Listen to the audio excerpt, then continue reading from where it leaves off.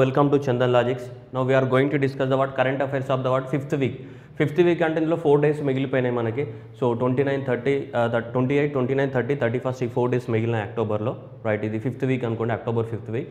So ఇవి discuss చేద్దాం మనం. రైట్, ఫస్ట్ వచ్చేసి మనకి బుక్స్ అండ్ ఆథర్ చూస్తే bye bye corona, bye bye corona. So ఈ బాయ్ బాయ్ కరోనా అనే బుక్ని మనకి ప్రదీప్ కుమార్ రాయడం జరిగింది. The book name is what bye bye corona. So that is what Pradeep Kumar. So Pradeep Kumar, the book name is what bye bye corona. Pradeep Kumar ఇన్న famous ఆథరే కొంచెం. So ఇతను రాయడం జరిగింది ఏంటిది, bye bye corona. Okay, so that is the 2020 bye bye corona. So that is one of the what important book, bye bye corona. And next, The Night of the what Restless Spirits. The Night of the Restless Spirits is the what second book, that is the Sarabjit Singh.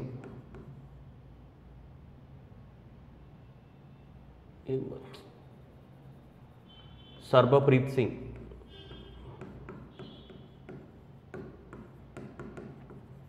The Night of the what? The Night of the Restless Spirits. The Night of the Restless Spirits. Stories from the what 1984. This one Sarabjit Singh రాయడం జరిగింది. Sarabjit Singh రెండే books ఉన్నాయి మనకి ఇక్కడ చూసినట్టయితే. Right, రెండు books. ఒకటి వచ్చేసి మనకి bye bye corona Pradeep Kumar, రెండోది సరబ్ప్రీత్ సింగ్ రాసినటువంటి the night of the what restless spirits. The night of the restless spirits. ఈ రెండు బుక్స్ అనేవి రిలీజ్ అవ్వడం జరిగింది. ఓకే, నెక్స్ట్ వచ్చేసి PM Uttar Pradesh government secures the first ranks under the disbursing of the loans under the what PM Svanidhi. PM Svanidhi. PM Svanidhi అంటే ఏంటిది, మనకి June 1కి స్టార్ట్ అయింది మనకి PM Svanidhi. PM Svanidhi. So PM Svanidhi ఏంటిది, ఇది పిఎం స్వనిధి అనేది మనకి street vendors Atmanirbhar Nidhi. Okay, PM Svanidhi stands for S for the what street vendors. Street వెండర్స్కి ఎవరైతే చిన్న చిన్న వ్యాపారం చేసుకుంటారో వాళ్ళకి లోన్స్ ఇవ్వడానికి కోసం ఇది స్టార్ట్ చేయడం జరిగింది. ఏది, PM Svanidhi. Street vendors Atmanirbhar Bharat Nidhi. That is our street vendors. ఎవరైతే స్ట్రీట్ వెండర్స్ ఉన్నారో వాళ్ళకి మనకి 10,000 రూపాయలు లోన్స్ ఇవ్వడం జరుగుతుంది. ఎందుకంటే కరోనా వల్ల అంత ఎఫెక్ట్ అయ్యారు కాబట్టి 10,000 రూపీస్ అనేది లోన్స్ ఇవ్వడం జరుగుతుంది. దేని కింద, పిఎం స్వనిధి కింద మనకి ఇది. సో అఫీషియల్గా మనకి జూన్ 1 ఆఫ్ ద 2020 నుంచి లోన్స్ ఇవ్వడం స్టార్ట్ అయింది పిఎం స్వనిధి కింద. పిఎం స్వనిధి ఆ స్కీమ్ పేరు ఏంటిది, that is the prime minister street vendors right Atmanirbhar Nidhi. So that is the PM Svanidhi street వెండర్స్కి. ఆ స్ట్రీట్ వెండర్స్కి లోన్స్ ఇవ్వడం వల్ల ఏ రాష్ట్రంలో టాప్ ఉన్నాయట అంటే ఉత్తరప్రదేశ్ అనేది దాదాపు చూడొచ్చు మీకు 2.2 lakhs మెంబర్స్కి లోన్స్ ఇచ్చారు. అంటే 2.2 lakh members of the street vendors loan తీసుకున్నారు. ఎంత, 10,000 రూపాయల లోన్. సెకండ్ వచ్చేసి మధ్యప్రదేశ్ 1.25, థర్డ్ వచ్చేసి తెలంగాణ 53,000 టాప్ 3 స్టేట్లలో ఉన్నాయి. సో ఉత్తరప్రదేశ్ ఇక్కడ కూడా మళ్ళీ వారణాసి కానీ లక్నో కానీ అలీగఢ్ కానీ ఇవి టాప్ ఇంపార్టెంట్ సిటీస్ అన్నమాట. రాష్ట్రం అయితే ఏంటిది, ఉత్తరప్రదేశ్ లోపల దాదాపు 2.2 లక్షల మంది పిఎం స్వనిధి యొక్క లోన్ తీసుకున్నారు. ఎంత, 10,000 రూపాయల లోన్ తీసుకున్నారు. ఎవరికి ఇస్తారు, అది స్ట్రీట్ వెండర్స్కి ఇవ్వడం అనేది జరుగుతూ ఉంటుంది. ఓకే, సో ఈ స్కీమ్కి సంబంధించి ఉత్తరప్రదేశ్ అనేది top leading state. So for the implementation of the what PM Svanidhi. PM Svanidhi. Telangana అయితే 3rd ర్యాంక్లో ఉంది. తెలంగాణ వచ్చేసి మనకి 3rd ర్యాంక్లో ఉంది. Okay, now Kerala is the what first state in the country to fix the what minimum support price to the what vegetables. మామూలుగా minimum support price అనేది మనకి కనీస మద్దతు ధర. కనీస మద్దతు ధర అనేది మనకి ఎవరిస్తారు, జనరల్గా సెంట్రల్ గవర్నమెంట్ ఇస్తుంది. వేటికి సంబంధించి, క్రాప్స్కి మాత్రమే ఇస్తుంది. వెజిటేబుల్స్కి కానీ ఫ్రూట్స్కి కానీ మనకి ఎంఎస్పీ లేదు. సెంట్రల్ గవర్నమెంట్ ఇచ్చే ఎంఎస్పీ అనేది ఓన్లీ క్రాప్స్కి మాత్రమే. ఒక 23 రకాల క్రాప్స్కి సెంట్రల్ గవర్నమెంట్ అనేది మనకి ఎంఎస్పీ ఇస్తుంది. ఎట్లా, ప్యాడీ కానీ, వీట్ కానీ, కార్న్ కానీ, కాటన్ కానీ, సోయాబీన్ కానీ ఇలాంటి క్రాప్స్ కల్టివేషన్కి మాత్రమే సెంట్రల్ గవర్నమెంట్ అనేది కనీస మద్దతు ధర ఇవ్వడం జరుగుతుంది. అంటే గవర్నమెంట్ అనేది ఆ ప్రైస్ దగ్గరే కొంటుందన్నమాట. ఆ ప్రైస్ కన్నా తక్కువ రేటు తోటి ఎవరు కొనకూడదు మార్కెట్లో. దాన్నే మనం ఏమంటాం, మినిమం సపోర్ట్ ప్రైస్ అని చెప్తుంటాం. అయితే కేరళ అనేది ఇప్పుడు కొత్తగా ఏం చేసిందంటే ఫ్రూట్స్కి కానీ లేకుంటే వెజిటేబుల్స్కి కానీ కూడా కనీస మద్దతు ధరను ప్రకటించడం జరిగింది. That is Kerala is the what first state in India to propose the what minimum support price to the what fruits and the what vegetables. Central government ఇచ్చేటివి ఏమున్నాయి, మనకి క్రాప్స్కి మాత్రమే ఇస్తున్నాయి. అది సెంట్రల్ గవర్నమెంట్ ఇస్తుంది క్రాప్స్కి. కానీ ఇది రాష్ట్ర ప్రభుత్వం. ఏ రాష్ట్ర ప్రభుత్వం, కేరళ రాష్ట్ర ప్రభుత్వం అనేది. సో భారతదేశంలోనే మొదటి రాష్ట్రము ఫ్రూట్స్కి మరియు వెజిటేబుల్స్కి కూడా కనీస మద్దతు ధర మినిమం సపోర్ట్ ప్రైస్ని అందజేస్తుంది.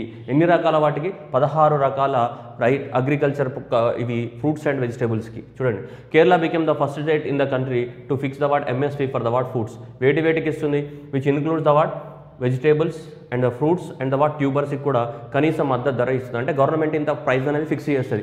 ఆ ప్రైస్కే మార్కెట్లో వాళ్ళు అమ్ముకుంటారు. అంతకన్నా తక్కువకి ఎవరు కొనడానికి వీల్లేదు. అంతకన్నా ఎక్కువ రేట్ పెట్టే కొనుక్కోవచ్చు, కానీ అంతకన్నా తక్కువ రేట్ పెట్టి ఎవరు కొనరాదు. అంటే ఎంఎస్పీ అనేది గవర్నమెంట్ అనేది ఫర్ ఎగ్జాంపుల్ ఎంఎస్పీ అనేది ఒక 1200 డిసైడ్ చేసింది అనుకోండి ఏదైనా ఒక క్రాప్కి, మార్కెట్లో వెళ్తే నువ్వు 1200 కన్నా ఎక్కువనే ఉంటుంది ప్రైస్, కానీ 1200 కన్నా తక్కువ ఉండదు. ఒకవేళ 1200 కన్నా తక్కువ ఉంది అనుకుందాం, మార్కెట్లో ప్రైస్ అనేది 1200 కన్నా తక్కువ ఉంది, అప్పుడు 1200 కన్నా తక్కువగా ఉంటే అప్పుడు ఎవరు కొంటారు? గవర్నమెంటే కొంటుంది అనమాట. అర్థమవుతుందో? దాన్నే ఎంఎస్పీ అంటాం. ఎంఎస్పీ కన్నా ఎక్కువ ఉంటే రైతు ఫార్మరు మార్కెట్లో ఎక్కడైనా అమ్ముకుంటాడు. ఒకవేళ ఎంఎస్పీ అనేది గవర్నమెంట్ మార్కెట్లో ఉన్న ప్రైస్ అనేది ఎంఎస్పీ కన్నా తక్కువగా ఉందనుకోండి, గవర్నమెంట్ చెప్పిన ప్రైస్ ఎంత 1200 కన్నా తక్కువగా ఉందనుకోండి, మరి ఏం చేయాలి? అప్పుడు గవర్నమెంటే కొంటుంది అనమాట. అది దానికి ఎంఎస్పీకి ఉన్న ఇంపార్టెన్స్. అలా 16 క్రాప్స్కి 16 ఈ ఏంటి ఫ్రూట్స్ అండ్ వెజిటేబుల్స్ కూడా ఇవ్వడం జరుగుతుంది. ఇక్కడ చూడండి, బనానా కానీ, సో వైనాడ్ బనానా కానీ, పైనాపిల్ కానీ, ఆష్ గార్డ్ కానీ, కుకుంబర్ కానీ, బిట్టర్ గార్డ్ కానీ, షేక్ గార్డ్, ఇలా ఒక 16 రకాలైనటువంటి ఫ్రూట్స్ అండ్ వెజిటేబుల్స్ కూడా మన కేరళ అనేది మినిమం సపోర్ట్ ప్రైస్ని అందిస్తుంది. ఇలా చరిత్రలోకి ఎక్కిన మొదటి రాష్ట్రం ఏది? Kerala is the state state in India to give the minimum support price to the fruits and the vegetables and the tubers. ఎన్ని రకాలకి? 16 టైప్స్కి. మామూలుగా క్రాప్స్కి అయితే ఎవరు ఇస్తారు? యూనియన్ గవర్నమెంట్ ఇస్తుంది. ఎన్ని క్రాప్స్కి? 23 క్రాప్స్కి మనకి సో మినిమం సపోర్ట్ ప్రైస్ అనేది సెంట్రల్ గవర్నమెంట్ అందజేస్తుంది. Next Telangana government launches the Dharani. Dharani అంటే భూమియే కదా. So Telangana government is launched the Dharani portal, right, for the land and the property registration. Land and property registration కోసం మనకి అక్టోబర్ 29th రోజు తెలంగాణ గవర్నమెంట్ అనేది ఈ ధరణి పోర్టల్ని లాంచ్ చేయడం జరిగింది. Dharani portal for the land and the property registration కోసం. ఎగ్జామ్లో ధరణి పోర్టల్ని ల్యాండ్ అండ్ రిజిస్ట్రేషన్ కోసం లాంచ్ చేసిన రాష్ట్రం ఏది అని అడగవచ్చు. ఏ రాష్ట్రం లాంచ్ చేసింది? తెలంగాణ రాష్ట్రం అనేది లాంచ్ చేయడం జరిగింది. ఇప్పుడు October 29th. So October 29th of the 2020. So October 29th of the 2020 రోజు ఈ ధరణి పోర్టల్ని లాంచ్ చేయడం జరిగింది. నెక్స్ట్ వచ్చి Tamil Nadu government right providing the 7.5% of the reservation. యాక్చువల్గా చాలామంది గవర్నమెంట్ స్కూళ్ళల్లో చదువుకోవడం లేదు. మనకి నీట్ ఉంది కదా, national entrance eligibility test. NEET అనేది మనకి మెడికల్ ఎగ్జామ్స్ కోసం ఎగ్జామ్ రాస్తున్నారు కదా, ఎంబీబీఎస్ సీట్ల కోసం నీట్ అనేది రాస్తున్నారా లేదా? నీట్ అనేది ఎగ్జామ్ రాసినప్పుడు నీట్ అనేది ఆల్ ఇండియా లెవెల్లో రాస్తున్నారు. నీట్ అనేది ఆల్ ఇండియా లెవెల్లో రాసినప్పుడు చాలామందికి సో గవర్నమెంట్ స్కూళ్ళల్లో వెనుకబడ్డ వాళ్ళకి సీట్లు రావడం లేదు. ఆల్ ఇండియా లెవెల్లో కాంపిటీషన్ని తట్టుకోవడానికి చాలా కష్టంగా ఉంది. అందుకోసము తమిళనాడు రాష్ట్రం ఏం చేసిందైతే ఎవరైతే గవర్నమెంట్ స్కూళ్ళల్లో చదువుకున్నారో ఆ గవర్నమెంట్ స్కూళ్ళల్లో వాళ్ళకి సపరేట్గా రిజర్వేషన్ ప్రొవైడ్ చేయడం జరిగింది. నీట్ ఎంట్రన్స్ అండ్ అడ్మిషన్ టెస్ట్లో నీట్ అడ్మిషన్స్ ఏవైతే ఎంబీబీఎస్ సీట్స్ అలొకేషన్ ఉంటుందో, నీట్ ఎగ్జామ్ క్వాలిఫై అయిన వాళ్ళకి ఏముంటే ఎంబీబీఎస్ సీట్స్ అలొకేషన్ ఉంటాయి కదా. సో ఆ సీట్స్ అలొకేషన్లో ఎవరైతే తమిళనాడులో గవర్నమెంట్ స్కూల్లో చదువుకున్నారో వాళ్ళకి సపరేట్ కోటాని అలొకేట్ చేయడం జరిగింది. ఎంత? 7 point. So Tamil Nadu right give the assent for the so Banwarilal Purohit Tamil Nadu governor ఏమని gives assent to the 7.5% of the quota to the so NEET quota bill అని చెప్తుంది. ఎవరికి? గవర్నమెంట్ స్కూళ్ళల్లో కనీసం ఎప్పటి నుంచి 6th నుంచి 12th క్లాస్ వరకు గవర్నమెంట్ స్కూళ్ళల్లో 6th నుంచి 12th క్లాస్ వాళ్ళకి చదువుకున్న వాళ్ళకి సో వాళ్ళకి 7.5% ఆఫ్ ద రిజర్వేషన్ అనేది అప్లికేబుల్ అవుతుంది. సపరేట్గా వాళ్ళకి 7.5% ఆఫ్ ద సీట్స్ అనేది వాళ్ళకి రిజర్వ్. ఆ 7.5లో మళ్ళీ ఎస్సీకి కొన్ని, ఎస్టీకి కొన్ని, బీసీకి కొన్ని అలా మళ్ళీ డివైడ్ చేస్తారు. కానీ ఓవరాల్గా 7.5% ఆఫ్ ద సీట్స్ అనేది గవర్నమెంట్ స్కూల్లో చదువుకున్న వాళ్ళకి సపరేట్ కోటాను పెట్టడం జరిగింది. ఏ రాష్ట్రం? Tamil Nadu, which is giving the 7% of the quota to the student who have studied in the government school from the 6th standard to the 12th standard. వాళ్ళ కోసం సపరేట్గా కోటాని ఇవ్వడం జరిగింది. Okay. Tamil Nadu implement the smart board scheme in the smart black board scheme in the 80,000 school. Smart black board అంటే అంతకుముందు మనకి Rajiv Gandhi prime minister of India ఉన్నప్పుడు అన్ని స్కూళ్ళల్లో మనకి బోర్డు ఉండాలని చెప్పేసి black board operation black board అనేది స్టార్ట్ చేశారు. ఏంటిది? ఆపరేషన్ బ్లాక్ బోర్డ్ అనేది స్టార్ట్ చేయడం జరిగింది. ఎప్పుడు? రాజీవ్ గాంధీ ఉన్నప్పుడు, ఆల్మోస్ట్ 1985లో. ఆ తర్వాత ఏం చేస్తారు? ఇప్పుడు ఆపరేషన్ బ్లాక్ బోర్డ్ కాకుండా ఇప్పుడు ఆ ఆపరేషన్కి తర్వాత ఏమైంది? ఇప్పుడు అన్ని కూడా స్మార్ట్ బోర్డ్స్ వచ్చాయి కదా, అన్ని డిజిటల్ బోర్డ్స్ కాబట్టి దాన్ని ఏమన్నా స్మార్ట్ బ్లాక్ బోర్డ్ అని చెప్తున్నాం. ఇప్పుడు ఏమన్నా స్మార్ట్ బ్లాక్ బోర్డ్ అంటే అన్ని స్కూళ్ళల్లో ఏముండాలి? డిజిటల్ బోర్డ్స్ ఉండాలి. స్కూల్స్ అన్నింటిని కూడా ఏం చేయాలి? మనం డిజిటలైజేషన్ చేయాలి. సెంట్రల్ గవర్నమెంట్ కూడా స్టార్ట్ చేయడం జరిగింది. సెంట్రల్ గవర్నమెంటే స్టార్ట్ చేసింది. ఏంటిది? ఆపరేషన్ బ్లాక్ బోర్డ్ అనేది. అంటే అన్ని గవర్నమెంట్ స్కూళ్ళని డిజిటలైజేషన్ చేయడమే దాని యొక్క ముఖ్య ఆబ్జెక్టివ్. ఇది ఆపరేషన్ స్మార్ట్ బ్లాక్ బోర్డ్ అనేది. ఓకే, స్మార్ట్ బోర్డ్ అనేది లేదంటే smart black board. So Tamil Nadu అనేది ఒక 80,000 స్కూళ్ళని మనకి లాంచ్ చేయడానికి ప్రాజెక్ట్ చేపట్టింది. అండ్ ఆల్రెడీ మనం అక్టోబర్ 1st వీక్లో చదివాం. ఏంటిదంటే Kerala is the first state in India to digitalize the all public school. Kerala రాష్ట్రంలో అన్ని డిజిటల్ స్కూళ్ళు అయిపోయాయి. భారతదేశంలో మొదటి రాష్ట్రం ఏది? Kerala, which digitalized the all government schools. అన్ని గవర్నమెంట్ స్కూల్స్ అనేటివి డిజిటలైజ్ అయిన ఏకైక రాష్ట్రం ఇది కేరళ. మనం అక్టోబర్ ఫస్ట్ వీక్ కరెంట్ అఫైర్స్లో దాన్ని చదివాం మనం. That is the first state so to become the what complete digitalization of the what all the government school. ఇప్పుడు తమిళనాడు అనేది 80,000 స్కూళ్ళని చేస్తామని చెప్తుంది. ఓకేనా. అలాగే ఆంధ్రప్రదేశ్లో కూడా జరుగుతున్నాయి, తెలంగాణలో అక్కడక్కడ జరుగుతున్నాయి, రైట్. ఆంధ్రప్రదేశ్లో కూడా జరుగుతున్నాయి మనకి మన బడి నాడు నేడు అనే ప్రోగ్రామ్ తోటి, రైట్. సో ఇలా తమిళనాడు 80,000 స్కూళ్ళని ఏం చేయబోతుంది మనకి, సో డిజిటలైజేషన్ చేయబోతుంది, right. Mansukh Mandaviya inaugurated the 24 right hour facility for మన ట్యూటికోరిన్ పోర్ట్ కానీ. సో ఈ రెండింటిలో 24 అవర్స్ ఏం చేస్తాయంటే ఇవి direct port entry facility for 24 hours, right. అంటే ఏంటిది, ఎప్పుడు దాని పోర్ట్ అనేది క్లోజ్ ఉండదు ఇక, ఎప్పుడు 24 అవర్స్ యాక్టివిటీస్ నడుస్తూనే ఉంటాయి దేంట్లో, ఈ పోర్ట్స్లో. అదే అనమాట దాని అర్థం. అంటే ఎక్స్పోర్ట్స్ ఇంపోర్ట్ 24 అవర్స్ మనకు జరుగుతూనే ఉంటాయి, అదే అనమాట మనీ. సో దట్ ఇది 24 hours direct port entry facilities what. So VO Chidambaram, ఈ చిదంబరం పోర్ట్లో కానీ మనకి ట్యూటికోరిన్ పోర్ట్లో కానీ మనకి పెట్టడం జరిగింది. ఓకేనా. Tuticorin port that is OB Chidambaram port formal ఇక్కడ మనకి ఇక్కడ ఉంటుంది ట్యూటికోరిన్ పోర్ట్. ఈ ట్యూటికోరిన్ పోర్ట్ని మనం ఒకప్పుడు ట్యూటికోరిన్ పోర్ట్ అనేవాళ్ళం, తర్వాత దాని పేరు మార్చడం జరిగింది. ఏంటిది, చిదంబరం పోర్ట్ అని. ఎక్కడ ఉంది ఇది చిదంబరం పోర్ట్ అనేది, ఏ రాష్ట్రంలో ఉంది మనకి, తమిళనాడు రాష్ట్రంలో ఉంది. That is what Chidambaram port or otherwise also known as what Tuticorin port. దీన్ని ఏం చేస్తాం మనం 24/7 ఏంటిది ఎంట్రీ ఫెసిలిటీస్ని మనకి ఇనాగ్రేట్ చేయడం జరిగింది. అంటే ఎప్పుడు రాకపోకలు జరుగుతూనే ఉంటాయి దీంట్లో. Okay. Next Prime Minister promulgate, not Prime Minister, President of India promulgate the what ordinance on the what Air Quality Management Commission, right. ఢిల్లీలో ఆల్రెడీ ఎయిర్ క్వాలిటీ మనకు చాలా ఎక్కువ మొత్తంలో పెరిగిపోతుందని మనం ఆల్రెడీ అక్టోబర్ 4th వీక్ దాంట్లో మనం క్లియర్గా చదివాం. ఏమని, స్టబుల్ బర్నింగ్ ద్వారా. ఓకే.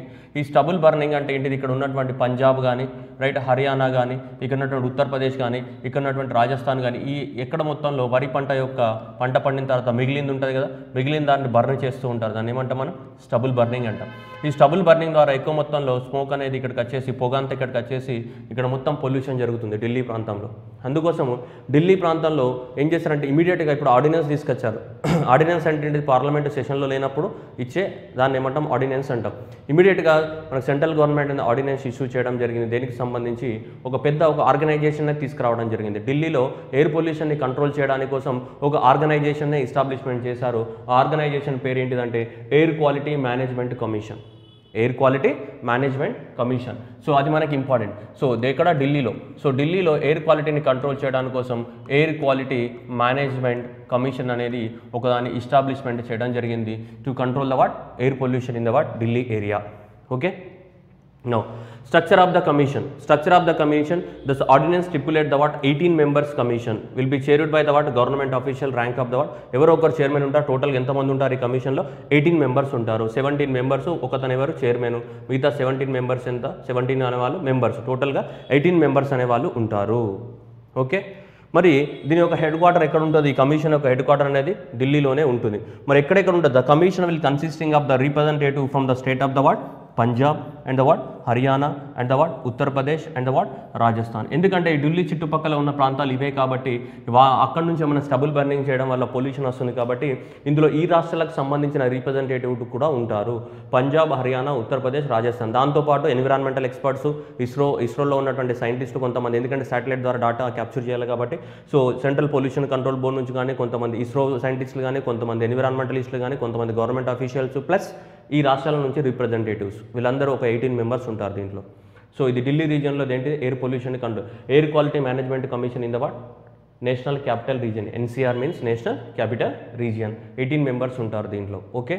సో ఏ రాష్ట్రాల నుంచి రిప్రజెంటేటివ్స్ ఉంటారు, పంజాబ్, హర్యానా, ఉత్తరప్రదేశ్ అండ్ వాట్ రాజస్థాన్ రాష్ట్రాల నుంచి మనకి రిప్రజెంటేటివ్స్ ఉంటారు. Okay.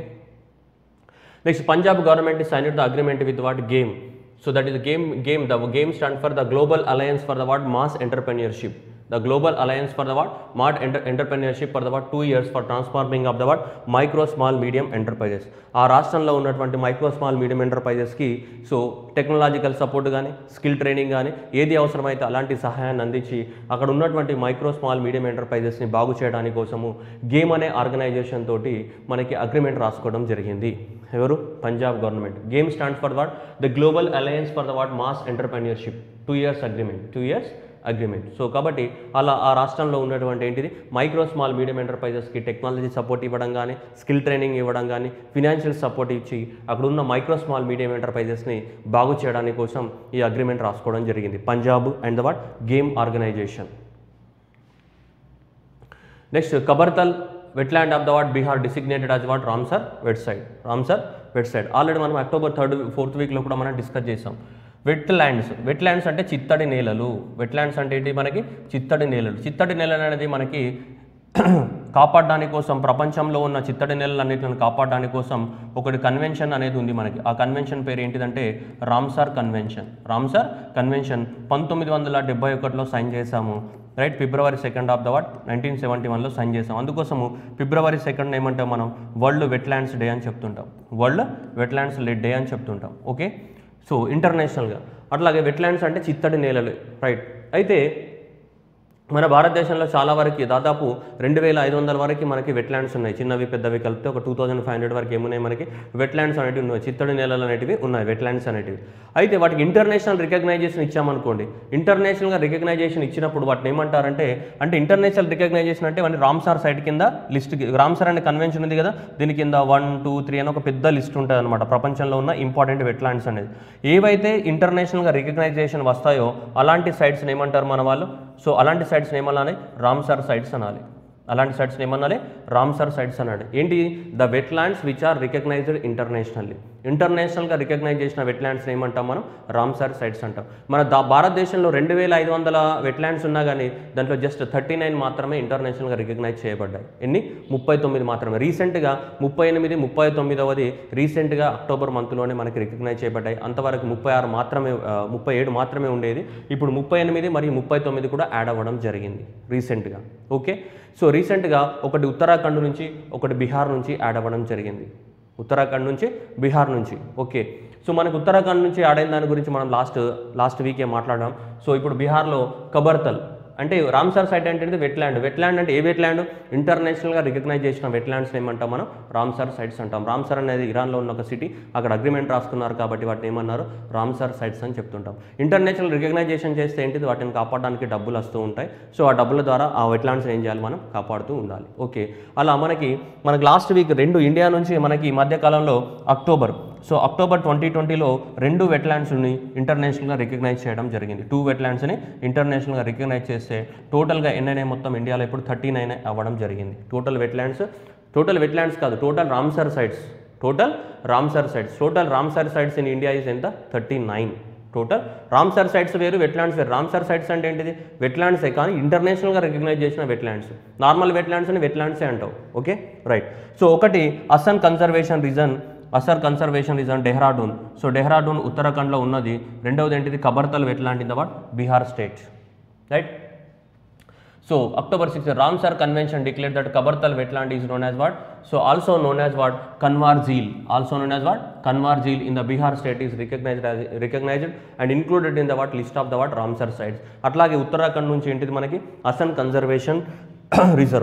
Conservation reserve Dehradun Uttarakhand నుంచి, and Kabartal from the what? Bihar మనకి Assam conservation reserve from the what? ఎక్కడి నుంచి? ఇది ఉత్తరాఖండ్ నుంచి. ఈ రెండు కూడా, ఇది 38, ఇది 39గా మనకి రికగ్నైజ్ చేయబడ్డాయి. సో రామ్సర్ సైట్స్గా. కాబట్టి రెండు వెరీ వెరీ ఇంపార్టెంట్. 2 క్వశ్చన్స్ అనేటివి వెరీ ఇంపార్టెంట్. నెక్స్ట్ వచ్చేసి మనకు యునెస్కో అనేది మనకి ప్యారిస్లో ఉంది. ఈ యునెస్కో అనేది ప్రపంచంలో ఉన్నటువంటి మనకి బయోస్పియర్ రిజర్వ్స్ని రికగ్నైజ్ చేస్తూ ఉంటుంది. UNESCO started a program call what? Man and biosphere అనే ప్రోగ్రామ్ని మనకి స్టార్ట్ చేయడం జరిగింది. ఎవరు?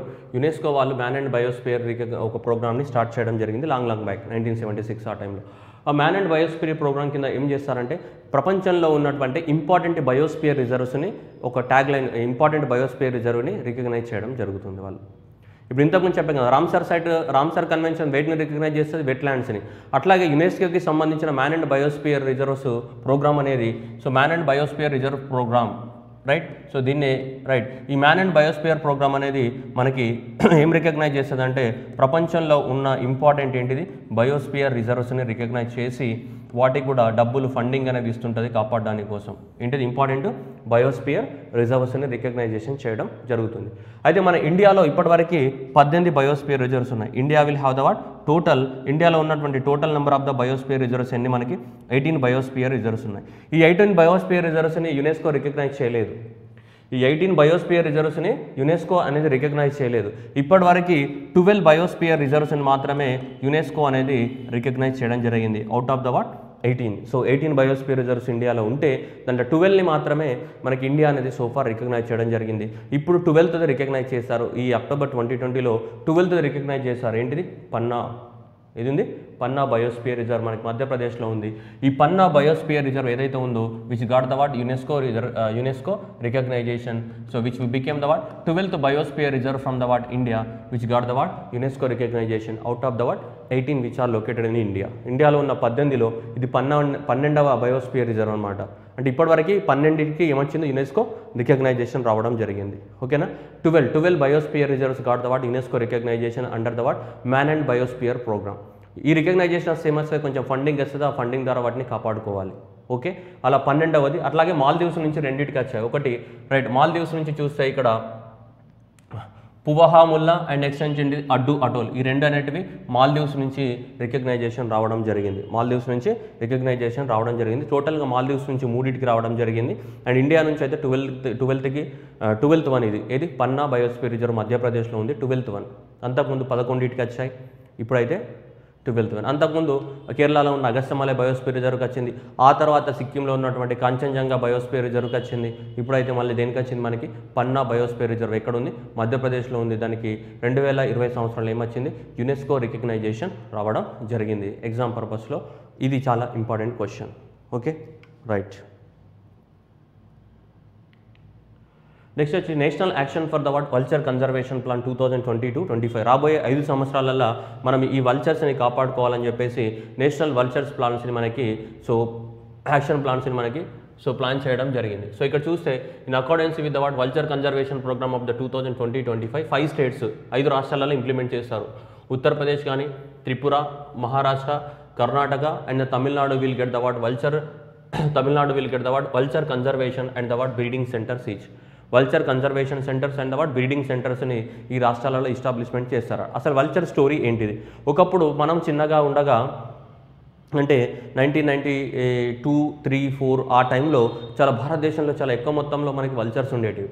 కానీ ఆ తర్వాత మనకి ఏం జరిగిందంటే డైక్లోఫినాక్ సోడియం అనేది ఒక మనకి ఇంజెక్షన్ అన్నమాట. జనరల్గా ఈ డైక్లోఫినాక్ సోడియం అనేది ఒక ఇంజెక్షన్. ఈ ఇంజెక్షన్ మనం వాడడం జనరల్గా. సో ఈ డైక్లోఫినాక్ అనేది జనరల్గా యానిమల్స్కి ఇస్తూ ఉంటారు. మనకి ఎవరికి? యానిమల్స్కి ఇస్తూ ఉంటారు.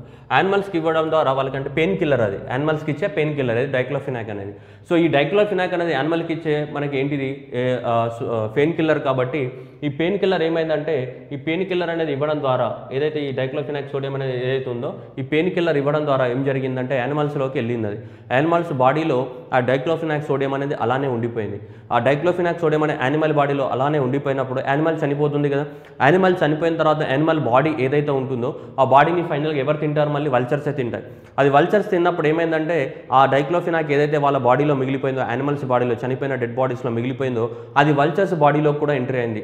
దేని ద్వారా? ఫుడ్ ద్వారా. దాన్ని తిన్నప్పుడు దాని బాడీలో కూడా ఎంట్రీ అవుతుంది కదా.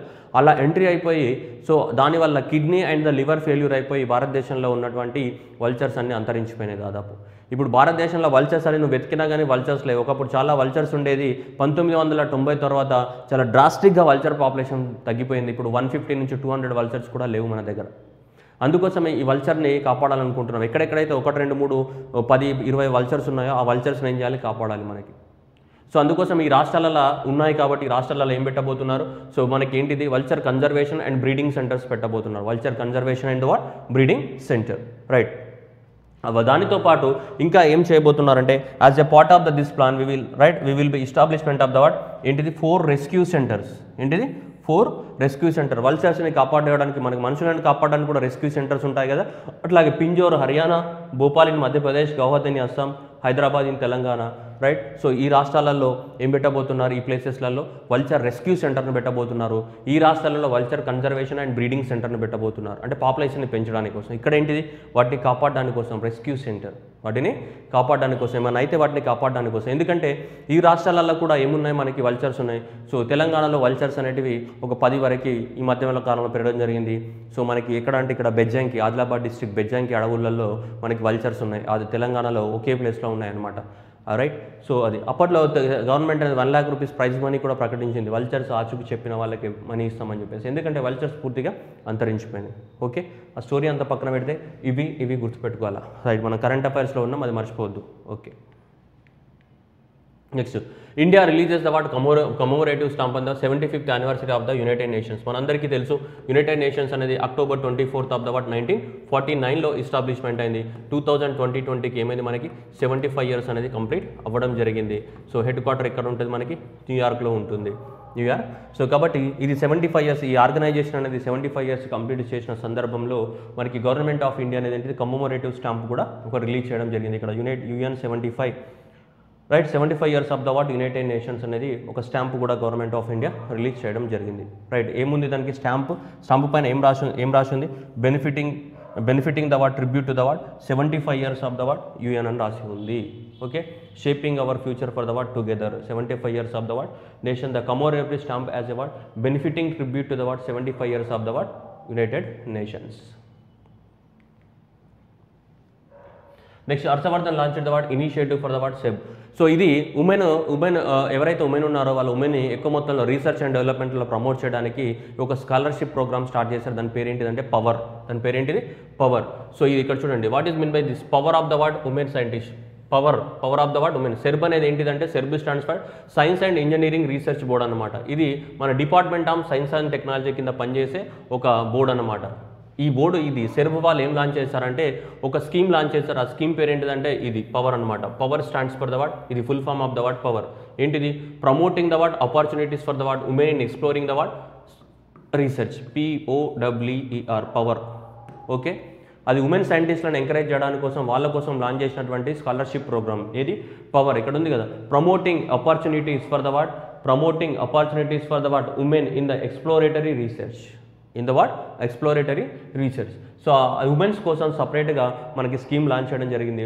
ఉమెన్స్ని సో రీసెర్చ్ అండ్ డెవలప్మెంట్ వైపు ఎక్కువ మందిని ఉమెన్స్ని మనం ప్రమోట్ చేయాలన్న ఉద్దేశంతో ఉమెన్కి స్పెషల్గా స్కాలర్షిప్స్ ఇవ్వడానికి కోసం so department of science and technology వాళ్ళు ఈ స్కీమ్ని లాంచ్ చేయడం జరిగింది. ఏది, పవర్ అనే స్కీమ్ని లాంచ్ చేయడం జరిగింది. Promoting opportunities for the what women in the exploratory research, దాని ఫుల్ ఫామ్ పవర్ అనే స్కీమ్. ఎగ్జామ్లో అడగవచ్చు, పవర్ అనే స్కీమ్ దేనికి సంబంధించింది అని. To promote the what women, so launch the scheme for the what women scientist research in the what science and engineering లోపల ఎక్కువ మొత్తంలో రీసెర్చ్ చేయడానికి, చదువుకోవడానికి కాదు, రీసెర్చ్ చేయడానికి కోసం. ఓకే, ఆ స్కీమ్ యొక్క గైడ్లైన్స్ చూస్తే మనం చూడొచ్చు. సో ఉమెన్ ఎవరు, 30 to 35 years ఉన్న ఉమెన్ అంతా కూడా, 30 to 55 years ఉన్న ఉమెన్ అనే వాళ్ళు ఎలిజిబుల్. వాళ్ళకి ఏంటిదంటే సో రీసెర్చ్ చేయడానికి కోసం 10 లక్షల రూపాయలు per annum, అవి కాకుండా ఇంకా ఎక్స్ట్రాగా 90,000 రూపీస్, అది కాకుండా ఫెలోషిప్ అనేది ఒక 15,000 రూపీస్ అనేది ఇవ్వడం జరుగుతూ ఉంటుంది. ఒక సంవత్సరానికి ఎంతమందికి, 25 fellowships per the what year, ఒక 25 మందికి. సో ఈ స్కీమ్ అనేది అప్లికేబుల్ చేస్తుంది. సంవత్సరానికి ఒక 25 మందిని ప్రమోట్ చేస్తామని గవర్నమెంట్ అనేది చెప్పడం జరుగుతుంది. సో 35 to 55 years ఉన్న ఏజ్ ఉన్న వాళ్ళకి in addition to the what regular income, fellowship అనేది 15,000 రూపీస్ వస్తే రెగ్యులర్ ఇన్కమ్ కాకుండా, అండ్ రీసెర్చ్ గ్రాంట్కి 10 లక్షల రూపాయలు, అది కాకుండా ఇంకా ఎక్స్ట్రాగా అవసరమైతే ఇంకా 90,000 రూపీస్ కూడా ఇవ్వడం జరుగుతుంది. This fellowship is for the what 3 years without any extension. ఒకరికి ఒకేసారి అందుబాటులోకి ఉంటుంది. సంవత్సరానికి 25 మందికి ప్రొవైడ్ చేస్తామని చెప్తున్నారు. అట్లీస్ట్ మినిమం 25 మందికి, నాట్ మోర్ దాన్ 75 members. 75 మందికి మించకుండా, 25 మందికి తగ్గకుండా సంవత్సరానికి ఈ పవర్ స్కీమ్ కింద ఉమెన్ వాళ్ళని రీసెర్చ్ వైపు సో ప్రమోట్ చేయడానికి కోసం ఈ స్కీమ్ని లాంచ్ చేయడం జరిగింది. Indian Army launches the what, a software called what, infrastructure management and secure application. Infrastructure management and secure the what application. Okay, infrastructure management and the what secure application for the what internet అని చెప్తున్నాం. So వాళ్ళ infrastructure, దీని యొక్క simple ఏంటి, related to the what infrastructure development కానీ, management for what asserting of availability of the land కానీ, planning కానీ, monitoring works కానీ, ఎన్విరాన్మెంట్ కన్సర్వేషన్ కానీ, ఇలాంటివన్నీ చెక్ చేసుకోవడానికి ఒక సాఫ్ట్వేర్. ఆర్మీకి సంబంధించి ల్యాండ్ ఎలా వాడుతున్నారు, ప్లానింగ్ ఎలా ఉంది, మానిటరింగ్ వర్క్స్ జరుగుతున్నాయా లేవా, ఎన్విరాన్మెంట్ని కన్జర్వేషన్ చేస్తున్నారా లేదా, ఇవన్నిటిని చెక్ చేసుకోవడానికి ఆర్మీ వాళ్ళకంటూ ఒక సాఫ్ట్వేర్ని క్రియేట్ చేసుకున్నారు. ఆ సాఫ్ట్వేర్ని లాంచ్ చేసుకోవడం జరిగింది. Indian army launch the infrastructure management software అంటే వాళ్ళ ఆర్మీ యొక్క ఇన్ఫ్రాస్ట్రక్చర్ని మేనేజ్ చేస్తున్నారా లేదా అని చెప్పేసి ఫోటోలు తీయడం, దాంట్లో అప్లోడ్ చేయడం, వాళ్ళు చూసుకోవడం అవన్నీ జరుగుతుందన్నమాట. Next Malabar exercise first time right. Malabar exercise, Malabar అనేది మనకి కేరళ తీర ప్రాంతాన్ని ఏమంటాం మనం? మలబార్ అని చెప్తామా లేదా? కేరళ యొక్క తీర ప్రాంతం ఏదైతే ఉందో ఈ కేరళ యొక్క తీర ప్రాంతాన్ని ఏమంటాం మనం? మలబార్ కోస్ట్ అని చెప్తుంటాం. ఈ కేరళ తీర ప్రాంతాన్ని మలబార్ కోస్ట్ అని చెప్తుంటాం. 1992లో మనకి ఇక్కడ మొదటిసారిగా సో ఇండో యుఎస్ మధ్యలో ఏం జరిగాయంటే నావల్ ఎక్సర్సైజ్ జరగడం జరిగింది. ఇండో యుఎస్ఏ మధ్యన మనకి మిలిటరీ ఎక్సర్సైజ్ జరగడం జరిగింది 1992లో ఇక్కడ మలబార్ తీరంలో. సో మలబార్ తీరంలో జరిగింది కాబట్టి అప్పటి నుంచి వీటి పేరు ఏమంటారు? మలబార్ ఎక్సర్సైజ్ అనే పిలుస్తుంటాం. మలబార్ ఎక్సర్సైజ్ అంటే that is always between the India and what USA. తర్వాత కాలంలో 2015 సంవత్సరంలో ఏం జరిగిందంటే ఈ 2015 సంవత్సరంలో దీంతో పాటు మనకి జపాన్ కూడా జాయిన్ అయినాయి. 2015 సంవత్సరంలో జపాన్ కూడా జాయిన్ అవ్వడం జరిగింది. ఇప్పుడు 2020 సంవత్సరంలో ఇప్పుడు ఏం చెప్తున్నారంటే ఆస్ట్రేలియా కూడా జాయిన్ అవ్వబోతుంది. నవంబర్లో జరగబోతున్నాయి. ఆస్ట్రేలియా కూడా జాయిన్ అవ్వబోతుంది. ఈ 4 కంట్రీస్ని కలిపి ఏమంటాం మనం? క్వాడ్ అని చెప్తుంటాం. క్వాడ్ అంటే 4 కదా, ఈ 4 కంట్రీస్ని ఏమంటాం మనం? క్వాడ్ అంటాం. ఈ క్వాడ్ కంట్రీస్ మొదటిసారిగా మనకి ఏం ఎక్సర్సైజ్ చేయబోతున్నాయి? మలబార్ ఎక్సర్సైజ్ చేయబోతున్నాయి క్వాడ్ కంట్రీస్ మొదటిసారిగా. సో మనకి ఒకప్పుడు ఇండియా యుఎస్ మాత్రమే పార్టిసిపేట్ చేసేవి. ఇండియా యుఎస్ నుంచి మళ్ళీ కొద్ది రోజుల తర్వాత జపాన్ని కలుపుకున్నాం. ఇప్పుడు 2020లో ఎవరు? ఆస్ట్రేలియా కూడా జాయిన్ అవ్వడం జరుగుతుంది. ఈ 4 కంట్రీస్ కలిపి మిలిటరీ ఎక్సర్సైజ్ చేయబోతున్నాయి నవంబర్ 2020లో. So that is what Australia on board for the what Malabar naval exercise, the first quad military exercise. First quad. అంతకుముందు 3 ఉండే కదా. సో ఎవరు ఉండే? అంతకుముందు యుఎస్ఏ ఉండే, ఇండియా ఉండే అండ్ జపాన్ మాత్రమే ఉండే, 3 ఉండే. ఇప్పుడు ఆస్ట్రేలియా యాడ్ అయింది కాబట్టి ఏమంటున్నాం మనం? First quad military exercises. దాని పేరు ఏంటిది? మలబార్ ఎక్సర్సైజ్. దాని పేరు మార్చలేదు, మలబార్ ఎక్సర్సైజ్. మలబార్ ఎక్సర్సైజ్లో ఇంతకుముందు 3 కంట్రీస్ మాత్రమే పార్టిసిపేట్ చేసేవి. ఈసారి నుంచి 4 కంట్రీస్ పార్టిసిపేట్ చేయబోతున్నాయి. దేంట్లో? మలబార్ ఎక్సర్సైజ్లో. కొత్తగా ఆడిన కంట్రీ ఇది ఆస్ట్రేలియా. ఎందుకంటే చైనాని భయపడిపించడానికి కోసం ఇదంతా కూడా ప్లాన్. సో కాబట్టి ఇదంతా కూడా ఒక గ్రూప్ అన్నమాట. వీళ్ళందరూ కూడా నేవీ గ్రూప్ అన్నమాట. చైనా ఓవరాక్షన్ చేస్తుందని కౌంటర్ ఇవ్వాలని చెప్పేసి ఆస్ట్రేలియా కూడా జాయిన్ అవ్వడం జరుగుతుంది. ఎప్పటి నుంచో ఈ ప్రపోజల్ ఉంది. సో కాబట్టి ఇప్పుడు ఆస్ట్రేలియా ఫైనల్గా 2020 నుంచి ఆస్ట్రేలియా కూడా జరగడం జరుగుతుంది. ఇప్పటి నుంచి మలబార్ ఎక్సర్సైజ్ అంటే ఎవరెవరి మధ్యన? ఆస్ట్రేలియా, ఇండియా, జపాన్, యుఎస్ఏ ఈ 4 మధ్యన ఉన్నటువంటి సో ఎక్సర్సైజ్ని ఏమంటాం మనం? మలబార్ ఎక్సర్సైజ్ అంటాం. అంతకుముందు 3, ఇప్పటి నుంచి అయితే 4.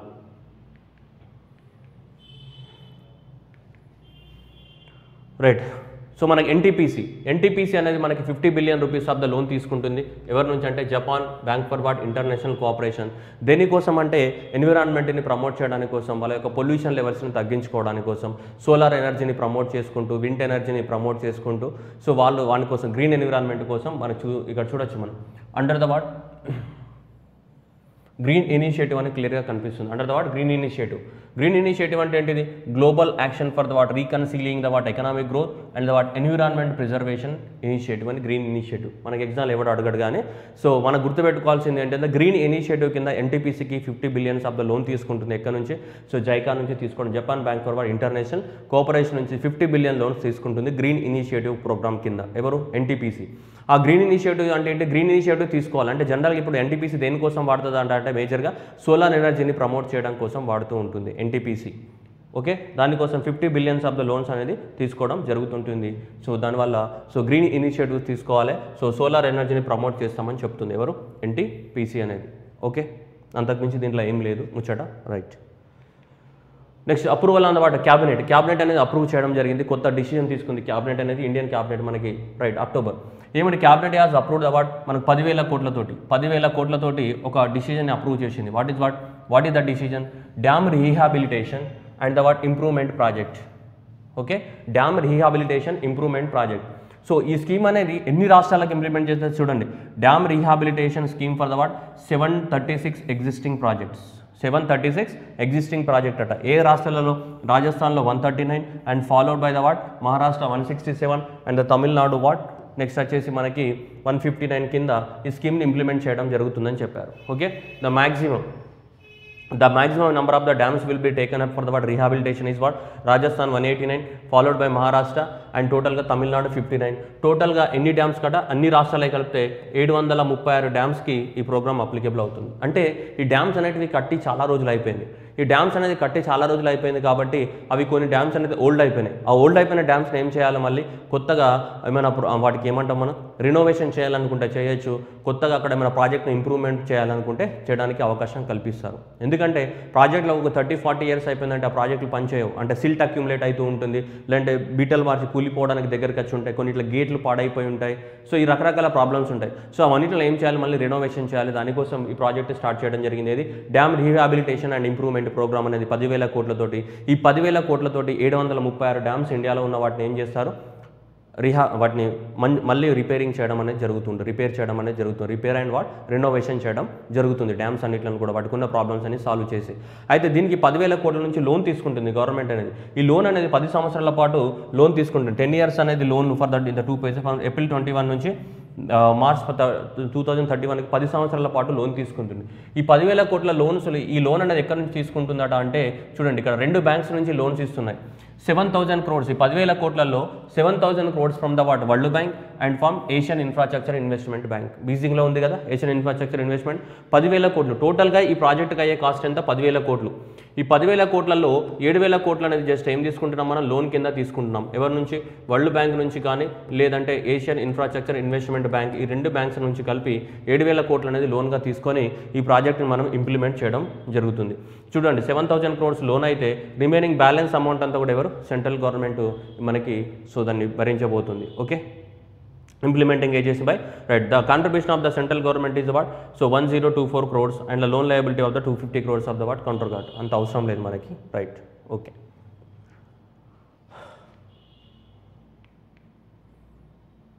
next ship building design. So కొచ్చిలో ఉన్నటువంటి షిప్ బిల్డింగ్ డిజైన్ ఏంటిదంటే, సో కొచ్చిన్ షిప్ యార్డ్ అనేది ఇండియాలో ఉన్నటువంటి టాప్ మోస్ట్ ఏంటిది ship building company Cochin ship yard. So Fincantieri అనే ఒక కంపెనీ తోటి ఈ కొచ్చిన్ షిప్ బిల్డింగ్ అనేది ఏంటిదంటే అగ్రిమెంట్ రాసుకున్నది. దేనికి సంబంధించి, షిప్ బిల్డింగ్ కానీ డిజైన్ కానీ ట్రైనింగ్ కానీ, ship building design and training సంబంధించి ఫిన్ క్యాంటేరీ అనే కంపెనీ తోటి అగ్రిమెంట్ రాసుకొని వాళ్ళిద్దరు కలిసి కొలాబరేషన్లో ఏంటిది మనకి షిప్ బిల్డింగ్ యాక్టివిటీస్ని చేపట్టబోతున్నారు.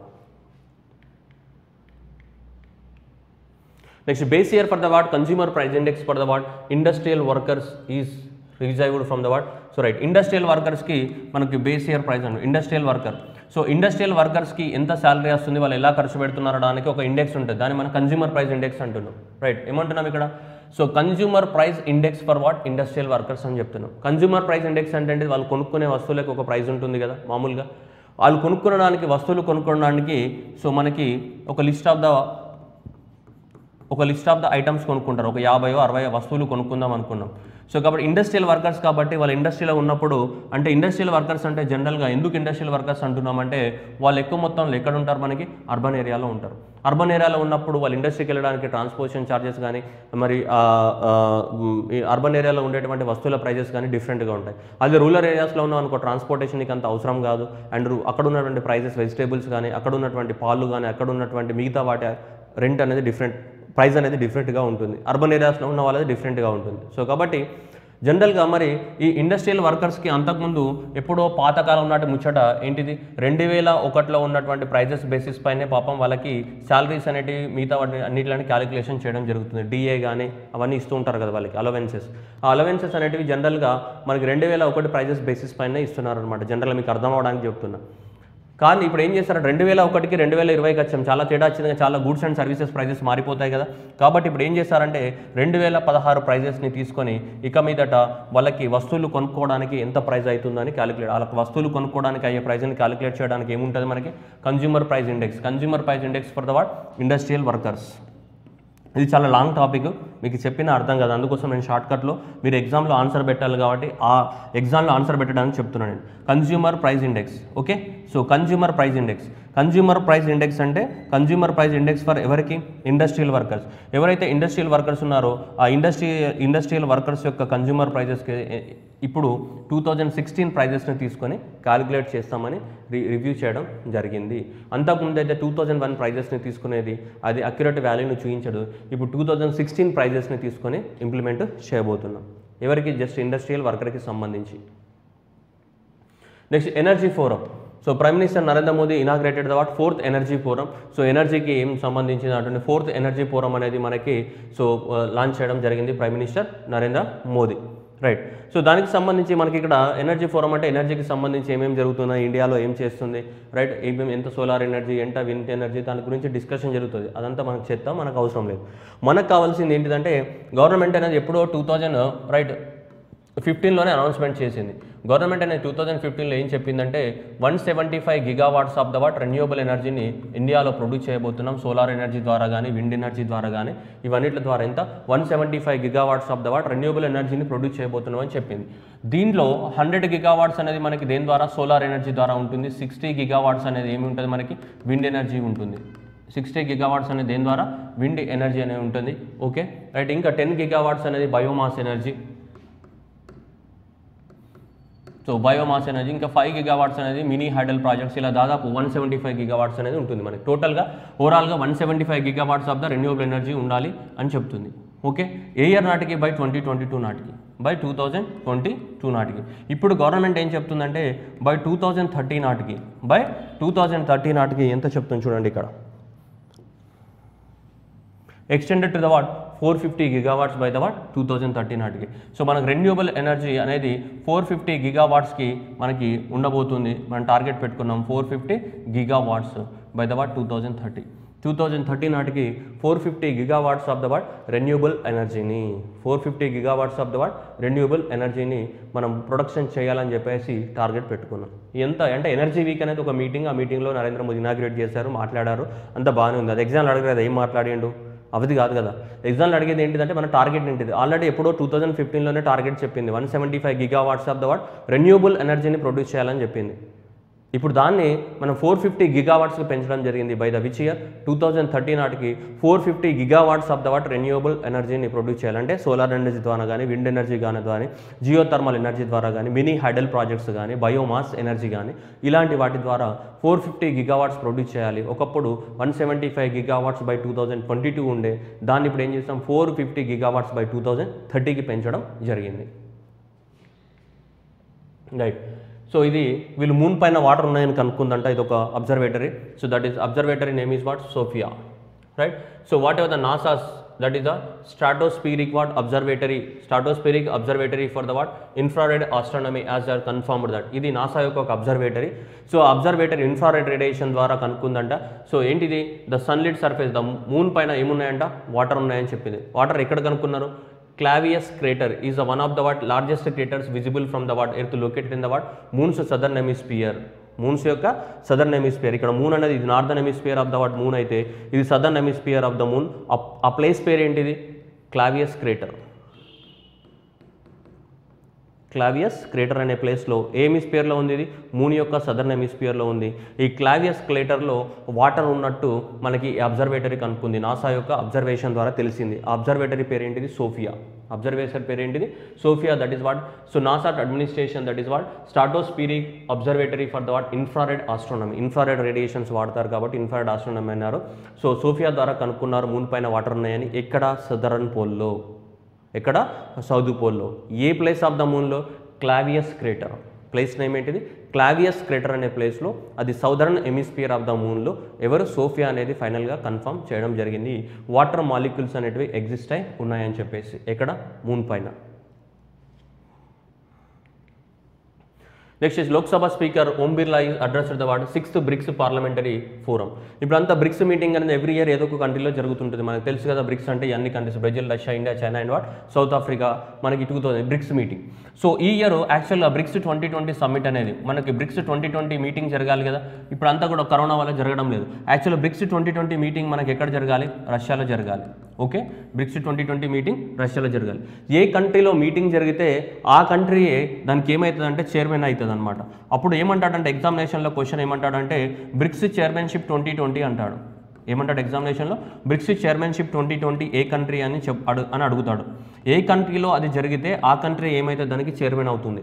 సో కాబట్టి బ్రిక్స్ చైర్మన్షిప్ 2020 ఎవరని అడుగుతారు, ఆన్సర్ ఏంటిది, రష్యా. ఎందుకంటే 2020లో ఏ కంట్రీలో జరగాలి, యాక్చువల్గా ఇది రష్యాలో జరగాలి. ఇప్పుడు చైర్మన్షిప్ ఎవరి దగ్గర ఉంది, రష్యా. అంటే అన్ని మీటింగ్స్ ఎవరు ఆర్గనైజ్ చేస్తారు, రష్యానే ఆర్గనైజ్ చేస్తుంది. ఒకవేళ ఇండియాలో జరిగిందని అనుకోండి, అప్పుడు బ్రిక్స్ చైర్మన్షిప్ ఎవరైతారు, ఇండియా అవుతుంది. ఏ కంట్రీలో జరిగితే ఆ కంట్రీకే చైర్మన్షిప్ ఉంటుంది. సో కాబట్టి ఎగ్జామినేషన్లో చాలాసార్లు ఇది కన్ఫ్యూజ్ అయ్యి చాలామంది ఎగ్జామ్ రాంగ్ ఆన్సర్ పెట్టేస్తారు. సో కాబట్టి బ్రిక్స్ చైర్మన్షిప్ అంటే ఏంటిది, ఏ కంట్రీలో జరిగితే ఆ కంట్రీయే చైర్మన్షిప్ ఉంటుంది. ఇప్పుడు 2020లో రష్యాలో జరుగుతుంది కాబట్టి సో అన్ని ప్రోగ్రామ్స్ రష్యానే ఆర్గనైజ్ చేస్తుంది కాబట్టి BRICS chairman of the award 2020 ఎవరు అని అంటే రష్యానే.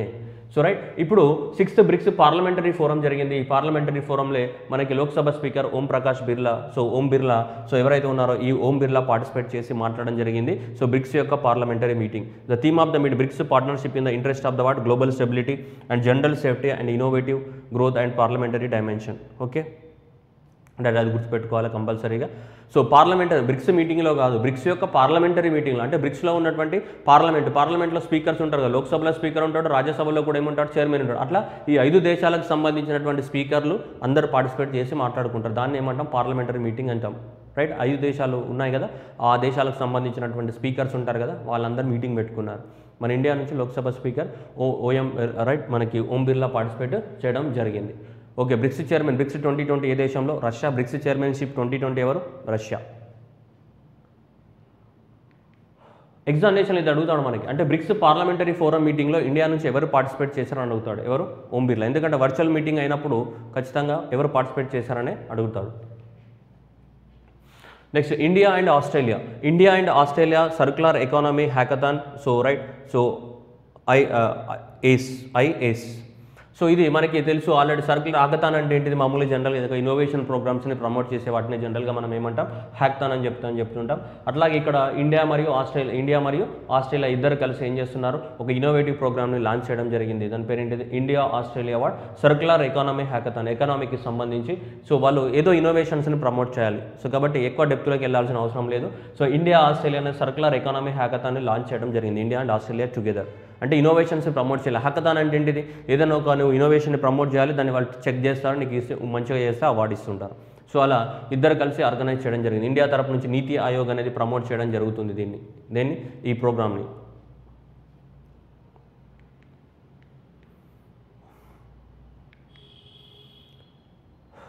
IIT Kanpur. So Indian Institute of Technology, IIT Kanpur in the what, Uttar Pradesh, and Archaeological Survey of India వీళ్ళిద్దరు కలిసి కొన్ని అగ్రిమెంట్స్ రాసుకున్నారు. ఒక యూనివర్సిటీస్ తోటి అగ్రిమెంట్ రాసుకున్నారు. ఏ యూనివర్సిటీ అంటే మనకి వెనీస్లో ఉన్నటువంటి right. So that is right Ca' Foscari university of the what, Venice. And next ఏంటి, Soprintendenza Archeologia and what Belle Arti Paesaggio of the what, Venice నగరంలో ఉన్నాయి ఇవన్నీ కూడా. ఈ వెనీస్లో ఉన్నటువంటి ఈ సిటీస్ తోటి మనకు IIT కాన్పూర్ కానీ, Uttar Pradesh government, so IIT Kanpur కానీ plus archaeological survey of India వీళ్ళిద్దరు కలిసి ఈ యూనివర్సిటీస్ తోటి అగ్రిమెంట్ రాసుకున్నారు. ఏం అగ్రిమెంట్ రాసుకున్నారంటే, ఈ మాన్యుమెంట్స్ ఏవైతే ఉన్నాయో ఓల్డ్ మాన్యుమెంట్స్, వాటిని ఎలా రీస్టోర్ చేయాలి, ఎలా కాపాడాలి అన్న దానిపైన. ఇప్పుడు చాలా చూస్తుండగా మనం చార్మినార్ కానీ, రెడ్ ఫోర్ట్ కానీ ఇవన్నిట్లో కూడా కలర్ పోతూ ఉంటాయి. కానీ ఆ కలర్ని మన వాళ్ళు ఏం చేస్తారు, రీస్టోర్ చేస్తారనమాట. కలర్ని మళ్ళీ వేస్తూ ఉంటారు. ఇష్టం ఉన్నట్టు కలర్ వేస్తే పాడైపోతాయి కదా. కాబట్టి వాటిని ఒక టెక్నాలజీ ఉంటుంది వాటిని రీస్టోర్ చేయడానికి కోసం. It takes the what long period of the time to restore them. So కాబట్టి సో ఈ యూనివర్సిటీస్ తోటి వీళ్ళు ఆర్కియాలజికల్ సర్వే ఆఫ్ ఇండియా కానీ, IIT కాన్పూర్ కానీ వీళ్ళు అగ్రిమెంట్ రాసుకున్నారు. ఈ మాన్యుమెంట్స్ని ఎలా సో ప్రొటెక్ట్ చేయాలి, వాటికి ఎలా రీట్రైవ్ చేయాలి, ఇవన్నిటికి సంబంధించి, మాన్యుమెంట్కి సంబంధించి. Okay, India extends about 1 billion of the credit loan to our developmental projects in the what, Central Asia. Central Asia అంటే ఇవన్నీ కూడా మన కజకిస్తాన్ కానీ, తజకిస్తాన్ కానీ, ఉజ్బెకిస్తాన్ కానీ ఇవన్నీ ఉన్నాయి కదా. అన్ని కంట్రీస్ తోటి మీటింగ్ జరిగింది. ఆ మీటింగ్లో ఏం డిసిషన్ తీసుకుందంటే, అన్ని కంట్రీస్కి ఒక 1 billion rupees of the loans అనేది ఎక్స్టెండ్ చేయబోతుంది. ఏ కంట్రీస్కి, for the development of the what projects in the what central Asia. ఈ కజకిస్తాన్ కానీ, తజకిస్తాన్ కానీ, ఇరాన్ కానీ ఇవన్నీ కంట్రీస్ ఉన్నాయి కదా, సెంట్రల్ ఏషియన్ కంట్రీస్. వాళ్ళకి ఒక $1 billion rupees of the loans ఇస్తామని చెప్పేసి గవర్నమెంట్ ఆఫ్ ఇండియా అనౌన్స్మెంట్ చేయడం జరిగింది. ఏ కంట్రీకి ఎంత అనేది మనకి ఇంకా అనౌన్స్మెంట్ తెలియదు. ఓవరాల్గా సెంట్రల్ ఏషియన్ కంట్రీస్ తోటి మీటింగ్ జరిగింది. వాళ్ళకు ఒక $1 బిలియన్ ఇస్తామని గవర్నమెంట్ అనేది అనౌన్స్మెంట్ చేయడం జరిగింది. Next, financial action task force right. So grey list till the what, February 2021 right. Financial action task force, FATF, financial action task force. ఈ ఫినాన్షియల్ యాక్షన్ టాస్క్ ఫోర్స్ మనకి ప్యారిస్లో ఉంటుంది. ఈ ఫినాన్షియల్ యాక్షన్ టాస్క్ ఫోర్స్ ఏం చేస్తుందంటే, major objective ఏంటిదంటే money లాండరింగ్ని prevent చేస్తుంది. Money laundering అంటే illegal మనీని లీగల్గా మనీగా మార్చడం, ఇట్ ఈజ్ మేజర్ ఆబ్జెక్టివ్ ఏంటిదంటే ఇది మనీ లాండరింగ్ని ప్రివెంట్ చేస్తుందంటే మనీ లాండరింగ్ అంటే ఏంటిది ఇల్లీగల్ మనీని ఏం చేయడం లీగల్గా కన్వర్ట్ చేసుకోవడానికి ఏమంటాం లాండరింగ్ అంటాం. అట్లాగే it also prevent the terror financing, ఇది టెర్రర్ ఫినాన్సింగ్స్ని కూడా ప్రివెంట్ చేస్తుంది. ఇది ఫినాన్షియల్ టాస్క్ ఫోర్స్ అనేది ఒకటి మనీ లాండరింగ్ని, సెకండ్ ఏంటిది టెర్రర్ ఫినాన్సింగ్స్ని ప్రివెంట్ చేయడం జరుగుతుంది. ఇది ఫినాన్షియల్ యాక్షన్ టాస్క్ ఫోర్స్ అనేది FATF financial action task force. అయితే ఈ ఫినాన్షియల్ యాక్షన్ టాస్క్ ఫోర్స్ చెప్పినట్టు వినాలి, లేకపోతే ఏం చేస్తారంటే సో దాన్ని ఆ కంట్రీని బ్లాక్ లిస్ట్లో పెడతారు, గ్రే లిస్ట్లో పెడతారు. గ్రే లిస్ట్ అంటే కొన్ని రిస్ట్రిక్షన్స్ ఉంటాయి, బ్లాక్ లిస్ట్ అంటే అన్ని కంట్రీస్ బైకాట్ చేసేస్తాయి, ఆ కంట్రీస్కి ఎలాంటి లోన్స్ కానీ అవి ఇవి దొరకవు. అయితే మనకి ఫినాన్షియల్ యాక్షన్ టాస్క్ ఫోర్స్ ఏం చెప్పిందంటే పాకిస్తాన్కి ఒక 27 కండిషన్స్ ఇచ్చింది. ఈ 27 అన్నిట్లను మీరు ఇంప్లిమెంట్ చేయాలి, మీరు ఇంప్లిమెంట్ చేయడం లేదు అని చెప్పారు. అందులో కొన్ని ఇంప్లిమెంట్ చేస్తారు, మిగతా కొన్ని ఇంప్లిమెంట్ చేయడం లేదు పాకిస్తాన్. ఎందుకంటే పాకిస్తాన్ ఎక్కువ మొత్తంలో పాకిస్తాన్ అనేది టెర్రరిజానికి టెర్రరిస్టులకి షెల్టర్ ఇస్తున్న కంట్రీ పాకిస్తాన్. సో చాలా వరకు ఇవ్వడం జరిగింది కానీ కొన్ని ఇంప్లిమెంట్ చేయడం లేదు పాకిస్తాన్ అనేది. సో కాబట్టి పాకిస్తాన్ మీరు ఇంప్లిమెంట్ చేయడం లేదు, మేము చెప్పిన రూల్స్ని మీరు ఇంప్లిమెంట్ చేయడం లేదు కాబట్టి మిమ్మల్ని ఏ లిస్ట్లో పెడుతున్నాం, గ్రే లిస్ట్లో పెడుతున్నాం అని చెప్పేసి 2018 నుంచి అది గ్రే లిస్ట్లోనే ఉంది. గ్రే లిస్ట్లో ఉంది అంటే ఏంటిది వేరే కంట్రీ వాళ్ళకి ఈజీగా ప్రపంచ బ్యాంకుల నుంచి కానీ IMF నుంచి కానీ వరల్డ్ బ్యాంక్ నుంచి కానీ లోన్స్ తొందరగా దొరకవు, గ్రే లిస్ట్లో ఉంటాయి. అలా ఫిబ్రవరి 2021 వరకు పాకిస్తాన్ ఇంకా గ్రీన్ లిస్ట్లోనే పెట్టారు, ఎందుకంటే ఇంకా టెర్రర్ ఫైనాన్సింగ్ చేస్తూనే ఉంది. FATF చెప్పిన కండిషన్స్ని ఇంకా ఇంప్లిమెంట్ చేయడం లేదు, గ్రే లిస్ట్లో చేస్తుంది. ఇంకా ఇలాగే చేసామనుకో అప్పుడు ఏమైతే బ్లాక్ లిస్ట్లోకి వెళ్ళిపోతుంది. ఇంకా ఓవర్ యాక్షన్ ఇట్లానే చేస్తుంటే గ్రే లిస్ట్ నుంచి ఎక్కడికి వెళ్తుంది, బ్లాక్ లిస్ట్లోకి వెళ్తుంది. బ్లాక్ లిస్ట్కి వెళ్తే ఇంకా ఏ ప్రపంచ దేశాలు ఎవ్వరు కూడా వాళ్ళకి లోన్స్ ఇవ్వరు, ఇంకా వాళ్ళతోటి కనెక్షన్స్ కూడా కట్ చేసుకునే అవకాశాలు ఉంటాయి. సో కాబట్టి అలా డేంజరస్లో పడిపోతుంది. సో ఇంకా ఫిబ్రవరి 2021 వరకు ఇంకా గ్రే లిస్ట్లోనే ఉంచుతామని చెప్పడం జరిగింది. FATF financial action task force ఏంటని ఒక మేజర్ ఆబ్జెక్టివ్ ఏంటిది, సో మనీ లాండరింగ్ని ప్రివెంట్ చేయడం అండ్ టెర్రర్ ఫినాన్స్ జరగకుండా చూడడం. ప్రపంచంలో ప్యారిస్లో ఉంది దీంట్లో, రైట్. దాంట్లో 37 దేశాలు అనేటివి మెంబర్స్, దీంట్లో FATFలో ఇండియా కూడా మెంబరే. Next Feni bridge will be completed by December 2020. Feni bridge అనేది మనకి బంగ్లాదేశ్కి మరియు ఇండియాకి మధ్యన ఫ్లో అయ్యే రివర్, ఏది ఫెనీ బ్రిడ్జ్ అనేది. సో ఫెనీ రివర్ అనేది ఇండియాకి మరియు బంగ్లాదేశ్కి మధ్యన ఫ్లో అయ్యే రివర్. సో అది మనకి త్రిపురకి హెల్ప్ చేయడం జరుగుతుంది. ఆ ఫెనీ రివర్ పైన బ్రిడ్జి కట్టడం ద్వారా ఏంటిదంటే మనకి త్రిపుర అనే రాష్ట్రానికి ఇక్కడ కనెక్షన్ అనేది ఎక్కువగా పెట్టడం జరుగుతుంది మనకి. Okay right. ఇక్కడ చూస్తే మనకి ఈ ఫెనీ రివర్ అనేది ఎలా హెల్ప్ చేస్తుంది, ఇదంతా కూడా మనకి ఏంటిది బంగ్లాదేశ్, ఇదంతా కూడా త్రిపుర. ఈ త్రిపుర అండ్కి బంగ్లాదేశ్కి మధ్యన, సో ఇదంతా కూడా మనకి త్రిపుర రాష్ట్రం. ఈ త్రిపురకి మరియు బంగ్లాదేశ్కి మధ్యన ఈ బ్రిడ్జి కట్టడం ద్వారా ఏ రివర్ పైన, ఫెనీ రివర్ పైన బ్రిడ్జి కట్టడం ద్వారా మనకు త్రిపురతో ఏంటిదంటే కనెక్టివిటీ అనేది పెరగడం జరుగుతుంది. సో కాబట్టి ఆ బ్రిడ్జిని మనమే కడుతున్నాం, ఆల్మోస్ట్ 129 crore rupees తోటి మనమే కట్టడం జరుగుతుంది ఫెనీ రివర్ మీద బ్రిడ్జి. అది December 2020కి కంప్లీట్ అవ్వబోతుంది. దానివల్ల ఎవరికి establish which connect the what Feni river which connect the what Sabram in the word Tripura in India to the word Ramgarh in the Chittagong and Bangladesh will be completed by the word December 2020. So Chittagong ఎక్కడైతే మనకి చిట్టగాంగ్ నుంచి కానీ, so ఈ Chittagong port నుంచి కానీ ఇక్కడ త్రిపుర ఉంది కదా, ఈ త్రిపురకి సో మనకి ఎస్టాబ్లిష్మెంట్ లింక్ అనేది దొరకబోతుంది. త్రిపురకి మరియు బంగ్లాదేశ్కి మధ్యన ఫెనీ రివర్ పైన కట్టబోతున్న బ్రిడ్జ్ అనేది, ఈ బ్రిడ్జ్ అనేది 2020 నాటికి కంప్లీట్ అవ్వడానికి సో ఛాన్సెస్ ఉన్నాయి. ఓకే ఫెనీ రివర్ కనిపిస్తుంది కదా ఇక్కడ చిట్టగాంగ్, త్రిపుర స్టేట్లోనే ఏంటిది Sabroom in the Tripura state to the what Chittagong in the what బంగ్లాదేశ్కి మధ్యన కనెక్షన్ అది. ఫెనీ రివర్ పైన కట్టబోతున్నాం బ్రిడ్జి 129 crores తోటి, అది మనమే ప్రొవైడ్ చేస్తున్నాం లోన్ అంతా కూడా. India Mexico 8th joint commission meeting agree to strengthen the what, so ఇది important. Privilege relationship, privilege partnership, ఏ కంట్రీ తోటి ఇండియా అనేది ప్రివిలేజ్ పార్ట్నర్షిప్ గురించి మాట్లాడడం జరిగింది, ఆర్ అగ్రిమెంట్ సైన్ చేయడం జరిగిందని అడుగుతాడు. So that is very important. ఎవరు India and Mexico, India and what Mexico, ఇక్కడ జయశంకర్ పార్టిసిపేట్ చేయడం జరిగింది. సో అక్కడ నుంచి వాళ్ళ finance minister, external affair minister ఎవరు మార్సెల్ ఎబార్డ్, ఇక్కడ నుంచి ప్రొఫెసర్ జయశంకర్, ఇద్దరు కూడా ఎక్స్టర్నల్ అఫైర్స్ మినిస్టర్ పార్టిసిపేట్ చేయడం జరిగింది. They are talking about the what privileged partnership, అంటే ఎక్కువ మొత్తంలో ప్రివిలేజెస్ ఇవ్వడం, అంటే ఇండియాకి ఎక్కువ మొత్తంలో ఇంపార్టెన్స్ ఇవ్వడం గురించి మాట్లాడడం జరిగింది. సో ఇది కొద్దిగా ఇంపార్టెంట్ బిట్, ఎందుకంటే ఇట్లా స్ట్రాటజిక్ పార్ట్నర్షిప్స్ ఇట్లాంటివి ఉంటాయి కానీ ఇట్లాంటిది పదం అనేది డిఫరెంట్గా ఉంది. అది ప్రివిలేజ్డ్ పార్ట్నర్షిప్ అంటే ఎక్కువ మొత్తంలో మనకు ప్రియారిటీ ఇవ్వడం, రైట్. సో ప్రివిలేజ్డ్ పార్ట్నర్షిప్ గురించి డిస్కస్ చేయడం జరిగింది ఏ కంట్రీ తోటి, మెక్సికో తోటి. That is India going to what sign agreement ఫ్యూచర్లో. So agree to what strengthen the what privileged strengthen. Next, Finance Minister Nirmala Sitharaman. So in the 10th round of the what ministers of the what UK India what economic and financial dialogue virtually held in what వర్చువల్గా జరిగినటువంటి so మన United Kingdom వర్చువల్గా జరిగినటువంటి సమ్మిట్లో సమ్మిట్లో finance minister Nirmala Sitharaman leads what delegation of the 10th round of the ministerial what UK India so economic and financial dialogue. UK మరి ఇండియాకి సంబంధించి ఎకనామిక్స్ గురించి డిస్కషన్ జరిగింది, ఒక మీటింగ్ జరిగింది. ఆ మీటింగ్లో ఇండియా తరపు నుంచి ఎవరు పార్టిసిపేట్ చేశారు? వర్చువల్గా జరిగింది కాబట్టి ఎవరు పార్టిసిపేట్ చేశారని అడుగుతారు. ఎవరు? Nirmala Sitharaman from the what India participated in the what 10th round of the UK India what financial dialogues నుంచి ఇండియా నుంచి ఎవరు పార్టిసిపేట్ చేశారు? Nirmala Sitharaman participated. India hosts the what 90th meeting of the what Shanghai Cooperation Ministers for the what foreign economy and foreign trade activities. So 9th meeting of the what Shanghai Cooperation Organization Ministers what so ministers handling the what economy and the what foreign trade. India నుంచి ఎవరు participate చేశారు? పీయూష్ గోయల్ అనే అతను participate చేయడం జరిగింది. స్కో అంటే మనకు తెలుసు Shanghai cooperation organization. So Shanghai cooperation 1996లో ఎస్టాబ్లిష్మెంట్ అవ్వడం జరిగింది. సో దీని యొక్క హెడ్ క్వార్టర్ కూడా మనకి ఎక్కడ ఉంటుంది? బీజింగ్లోనే ఉంటుంది. షాంఘై కోఆపరేషన్ హెడ్ క్వార్టర్ కూడా ఎక్కడ ఉంటుంది? బీజింగ్లో ఉంటుంది. దీంట్లో right Russia, China, India, Pakistan members right. దాంతోపాటు కజకిస్తాన్, తజకిస్తాన్, ఉజ్బెకిస్తాన్, కిర్జికిస్తాన్ కూడా మెంబర్స్ రైట్. ఇవన్నీ కంట్రీస్ ఉంటాయి దాంట్లో కూడా. సో వాళ్ళందరూ కలిసి మీటింగ్ పెట్టుకున్నారు. ఆ మీటింగ్లో ఇండియా నుంచి ఎవరు పార్టిసిపేట్ చేశారు? మనకి పీయూష్ గోయల్ అనేది పార్టిసిపేట్ చేయడం జరిగింది right. So Shanghai cooperation organization ministers handling the what economy and the what foreign trade meeting గురించి సో పీయూష్ గోయల్. అంటే ఇవన్నీ వర్చువల్గా జరుగుతున్నాయి కాబట్టి ఇలానే క్వశ్చన్స్ అడుగుతాడు. వర్చువల్గా జరిగినప్పుడు ఏ ప్లేస్లో జరిగిందని అడగడానికి క్వశ్చన్ ఛాన్స్ లేదు. వర్చువల్గా జరిగినప్పుడు ఆ మీటింగ్లో ఎవరు పార్టిసిపేట్ చేశాడని అడుగుతాడు. అదే ఇప్పుడు ప్రాబ్లం అవుతుంది. అవన్నీ గుర్తుపెట్టుకోవడం కొంచెం డిఫికల్ట్, కానీ మనకు తప్పదు కదా. నెక్స్ట్ అంటే United states of the India United states of the what America and the Indian postal offices. ఇక్కడ పోస్ట్ ఇండియా పోస్ట్ కానీ ఇక్కడ యునైటెడ్ ఏం చేశారు? Electronic exchange of the what customs data. మనం ఇండియా నుంచి పంపిస్తుంటాం కదా పోస్ట్ అమెరికాకి. ఇంతకుముందు అయితే కస్టమ్స్ చెకప్ అనేది చాలా లేట్గా జరిగేదన్నమాట.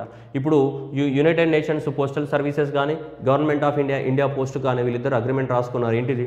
Electronic exchange of the what customs data. మళ్ళీ అక్కడ అమెరికాకి వెళ్ళిన తర్వాత ఆ పోస్ట్ ఏవైతే మనం పంపిస్తుంటామో ఇండియా నుంచి డాటా పోస్ట్ ద్వారా ఏమైనా గూడ్స్ పంపించినా కానీ పోస్ట్ ద్వారా నువ్వేమైనా పంపించినా కానీ పంపిస్తావు కదా, అన్నింటిని కూడా కస్టమ్స్గా మరి చెక్ చేయరన్నమాట. మళ్ళీ ప్రతిసారి చెక్ చేయకుండా సో ఈజీగా కొంచెం రూల్స్ అనేవి రిలాక్సేషన్ చేస్తున్నారు. ఎందుకంటే ఎలక్ట్రానిక్ ఫామ్లోనే డాటా ఎక్స్చేంజ్ చేసుకోవడానికి అగ్రిమెంట్ రాసుకున్నాను. ఎలక్ట్రానిక్లో పంపిస్తారు ఈ పలానా డాటా, ఈ పలానా వస్తువులు ఇండియా నుంచి బయలుదేరినాయి, దీంట్లో ఇవి ఉన్నాయి, ఇవి అమెరికాకి వస్తున్నాయని చెప్పేసి ముందు ఎలక్ట్రానిక్ ఫామ్లో డాటా ఎక్స్చేంజ్ చేసుకుంటారు. అప్పుడు అమెరికన్ వాళ్ళు కూడా ఎలక్ట్రానిక్ ఫామ్లో డాటాను రిసీవ్ చేసుకొని ఇమీడియట్గా క్లియరెన్స్ ఇచ్చేస్తారు. అప్పుడు ఇమీడియట్గా గూడ్స్ అనేటివి అమెరికాలోకి ఎంట్రీ అవ్వడం జరుగుతుంది. అలా అగ్రిమెంట్ రాసుకున్నారు.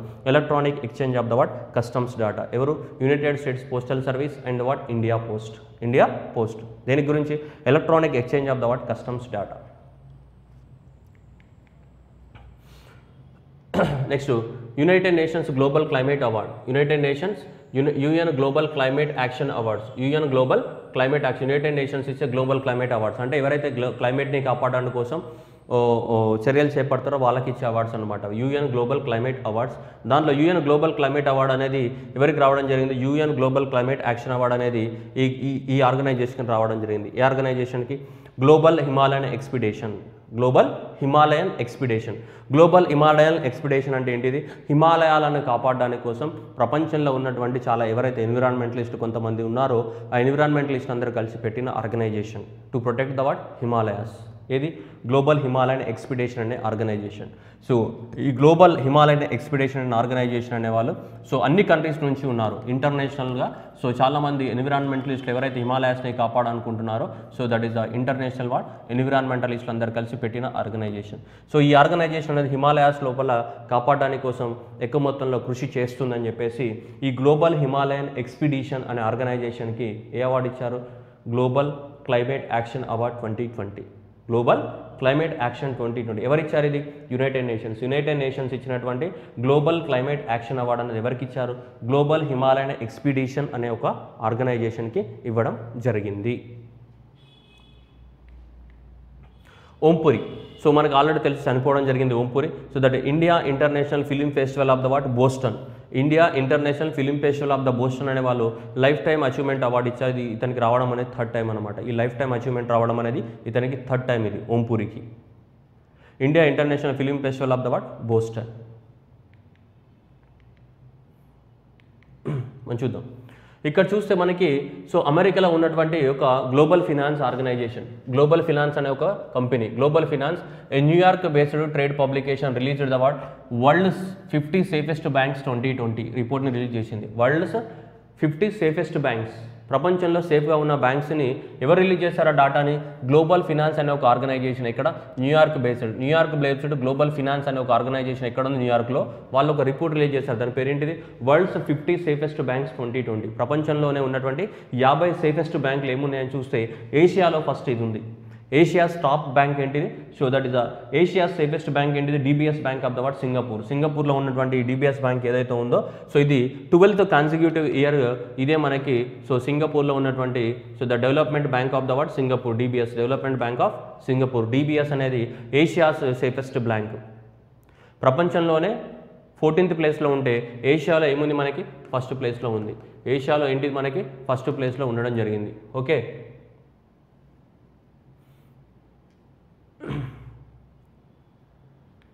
ఇప్పుడు చూడండి డిబిఎస్. సో డిబిఎస్ అనే బ్యాంక్ అనేది బ్యాంక్ ఆఫ్ సింగపూర్ అనేది మనకి ఏషియాలో, ఇది ఏషియాలో కదా, ఇది ఏషియాలో టాప్ బ్యాంక్ ఇది. దాని తర్వాత overseas Chinese banking Singapore second, United overseas bank of Singapore 1, 2, 3 top safe బ్యాంకులు అవే ఉన్నాయి. అయితే ప్రపంచంలో ఉన్నటువంటి సేఫ్ బ్యాంక్స్ ఏముంటాయి? KfW జర్మనీ అనేది ప్రపంచంలో ఉండే safe bank. Next Juris candle bank Switzerland and BNG bank of the Netherland and DBS bank of the what Singapore. So ఇవి ప్రపంచంలోనే 4 ప్లేస్లలో ఉన్నాయి. ఇది 4th ప్లేస్లో ఉంది ప్రపంచంలో. ఏంటిది మనకి? టాప్ 3 వాళ్ళు ఇది రైట్. మనకి 4th ప్లేస్లో safest bank. Top 3 safest banks ఏమున్నాయి మనకి? ఇవి. సో DBS బ్యాంక్ ప్రపంచంలో ఏ ప్లేస్లో ఉంది? 14th ప్లేస్లో ఉంది. ఏషియాలో ఏ ప్లేస్లో ఉంది? ఫస్ట్ ప్లేస్లో ఉంది. ఫస్ట్ ప్లేస్లో అయితే ఏషియాలో ఫస్ట్ ప్లేస్లో ఉంటే ప్రపంచంలో ఏ ప్లేస్లో ఉంది? ఇది 14th ప్లేస్లో ఉంది DBS బ్యాంక్ అనేది. ఏషియాలో ఫస్ట్, ప్రపంచంలో 14th ప్లేస్. మరి ఇండియాలో ఏది సేఫెస్ట్ బ్యాంక్ అట అంటే that is the state bank of India is what India's what safest bank. India safest bank ఏంటిది? సో ఇది ఎవరిచ్చారు రిపోర్ట్ అనేది గ్లోబల్ ఫినాన్స్ అనే ఒక ఆర్గనైజేషన్ ఇవ్వడం జరిగింది. New York based organization global finance ఇచ్చినప్పుడు ప్రపంచంలో ఉన్నటువంటి 50 సేఫెస్ట్ బ్యాంక్స్ తీసుకున్నప్పుడు ప్రపంచంలోనే సేఫెస్ట్ బ్యాంక్ ఏదంటే KfW of the what Germany అనేది ప్రపంచంలో 1వ ర్యాంక్లో ఉంది safest bank. Asia safest bank ఏంటిది? DBS, అది 1వ ర్యాంక్లో ఉంది ప్రపంచంలో. దాని ఇది ఏషియా కాంటినెంట్లో 1వ ర్యాంక్ కానీ ప్రపంచంలో చూసుకుంటే 14వ ర్యాంక్లో ఉంది. ఏది? DBS వాట్ ఈ బ్యాంక్. ఇండియాలో సేఫెస్ట్ బ్యాంక్ ఏది? State bank of India. Remittances to the India drop by the what 9.6%. Remittances అని చెప్తున్నాం. What is mean by remittances? So remittances అంటే ఇండియాలో ఉన్నటువంటి ఎవరైతే NRIs ఉంటారో ఆ NRIs పంపే మనీని ఏమంటాం మనం? నాన్ రెసిడెంట్ ఇండియన్స్ ఎవరైతే ఉన్నారో ఆ నాన్ రెసిడెంట్ ఇండియన్స్కి మనకి ఇండియాకి పంపే మనీని ఏమంటాం మనం? రెమిటెన్సెస్ అని చెప్తూ ఉంటాం. మనకు దుబాయ్లో కానీ సింగపూర్లో కానీ రైట్ ఇలా అంటున్నారు. సో ఇండియాకి 2019 ఇయర్లో మనకి సో ఎంత వచ్చాయంటే 76 బిలియన్స్ అనేది రావడం జరిగింది. That is the top 76 billions. ప్రపంచంలోనే 1వ ర్యాంక్ హైయెస్ట్ రెమిటెన్సెస్ ఉన్న కంట్రీ ఏది? India. Okay, then followed by the what China అనేది సెకండ్ ప్లేస్లో ఉంటుంది. తర్వాత ఫిలిప్పైన్స్, మెక్సికో ఇవి ఉంటాయి జనరల్గా. సో టాప్ 1 అనేది మన ఇండియానే హైయెస్ట్. 2019లో హైయెస్ట్ రెమిటెన్సెస్ వచ్చాయి ఇండియాకి. ఎంత? 76 బిలియన్స్ తోటి ఇండియా అనేది టాప్ ర్యాంక్లో ఉంది. అయినా సరే ప్రీవియస్ ఇయర్తో కంపేర్ చేస్తే 2018తో కంపేర్ చేస్తే పడిపోయినాయంట. ఎంత? 9%. So 9% drop as per the report of the what world bank report ప్రకారం ఇండియా రెమిటెన్సెస్ అన్ని పడిపోవడం జరిగింది. ఎంత? 9% పడిపోయినాయి. అంటే సో ఈ 76 బిలియన్స్ అనేవి మాత్రమే రావడం జరిగింది. అంటే 2018 ఇయర్లో అంతకన్నా ఎక్కువగా వచ్చాయని మనకి 76 బిలియన్స్ కన్నా ఎక్కువగా వచ్చాయి. ఓకేనా? అంటే ఆల్మోస్ట్ 79 బిలియన్స్ అనుకోవచ్చు. 9% అంటే 79 బిలియన్స్ వచ్చేటి. ఇప్పుడు ఎంత వచ్చాయి? 76 బిలియన్స్ రావడం జరిగింది. ఓకే, సో అలా మనకి పడిపోవడం అనేది జరిగింది. 9% drop in the what remittances అంటే ఏంటిది? NRIs పంపించే డబ్బులనే మనం ఏమంటాం? రెమిటెన్సెస్ అని చెప్తుంటాం. ఈ ఇయర్ ఎంత వచ్చినాయి? 76 బిలియన్స్ వచ్చాయి. ప్రీవియస్ ఇయర్తో కంపేర్ చేస్తే పెరిగినాయా తగ్గినాయి. ఎంత తగ్గినాయి? 9% అనేది తగ్గడం జరిగింది. నెక్స్ట్ RBI అనేది కొత్త గైడ్లైన్స్ అనేది ఇష్యూ చేయడం జరిగింది. వీటికి సంబంధించి హౌసింగ్ ఫినాన్స్ కంపెనీస్ని పెట్టుకోవాలంటే housing finance companies. So housing finance companies అనేటివి ఏంటి? ఇవి non banking financial companies. Housing finance company అనేవి ఏంటివి? నాన్ బ్యాంకింగ్ ఫినాన్షియల్ కంపెనీస్ అనమాట. Housing finance companies are known as what non banking financial companies. Right. So ఏ companies అయితే ఇల్లులు కట్టుకోవడానికి లోన్స్ ఇస్తాయో అలాంటి కంపెనీస్ ఏమంటాం మనం హౌసింగ్ ఫినాన్షియల్ కంపెనీస్ అంటాం. Housing finance companies, the companies which will lend the loans for the construction of the హౌసెస్కి ఇచ్చే లోన్స్ ఏమంటాం మనం. సో వీటిని ఏమంటాం మనం హౌసింగ్ ఫినాన్స్ కంపెనీస్ అంటాం. ఏదైనా ఒకరు హౌసింగ్ ఫినాన్స్ కమిషన్ని పెట్టాలి, హౌసింగ్ ఫినాన్స్ కంపెనీని పెట్టాలి అంటే కొత్త రూల్స్ ప్రకారం మినిమం ఎంత ఉండాలంట 20 crores అనేది ఉండాలి. ఆ కంపెనీకి ఏంటిది మినిమం నెట్ ఓన్డ్ ఫండ్స్ ఎంత ఉండాలి 20 crore rupees అనేది ఉండాలి. ఓకే, 20 crore rupees అనేది ఉండడమే కాకుండా వాళ్ళ యొక్క టోటల్ హౌసింగ్ బిజినెస్ వాళ్ళు చేసే బిజినెస్లో మార్చ్ 31st ఆఫ్ ద 2022 నాటికి 50% బిజినెస్ అనేది ఖచ్చితంగా లోన్స్ ఇచ్చి తీరాలి. దేనికి హౌసింగ్కే ఇవ్వాలి. మార్చ్ 31st ఆఫ్ ద 2025 నాటికి 55%, మార్చ్ 31st ఆఫ్ ద 2024 నాటికి 60%. వాళ్ళు చేసే బిజినెస్ 60% ఆఫ్ ద బిజినెస్ అనేది ఖచ్చితంగా దేనికి సంబంధించింది అయి ఉండాలి హౌసింగ్ లోన్స్కి సంబంధించింది అయ్యే ఉండాలి. వేరే యాక్టివిటీస్కి ఇవ్వకూడదు, అగ్రికల్చర్ కానీ ఇండస్ట్రీస్ కానీ వాటికి ఇవ్వకూడదు అనమాట. వాళ్ళకి టార్గెట్ పెట్టింది ఏమని, మీకు మినిమం 20 కోట్లు ఉండాలి. ఆ 20 కోట్లు ఉంటే మీరు బిజినెస్ స్టార్ట్ చేయొచ్చు. మీరు బిజినెస్ స్టార్ట్ చేస్తే 50% లోన్స్ అనేది ఖచ్చితంగా దేనికి ఇవ్వాలి హౌసింగ్కి ఇవ్వాలి. ఎప్పటివరకు మార్చ్ 31st ఆఫ్ ద 2022 నాటికి. మార్చ్ 31st ఆఫ్ ద 2023 నాటికి 55% ఆఫ్ ద లోన్స్ ఇచ్చి తీరాలి. వేటికి హౌసింగ్కి.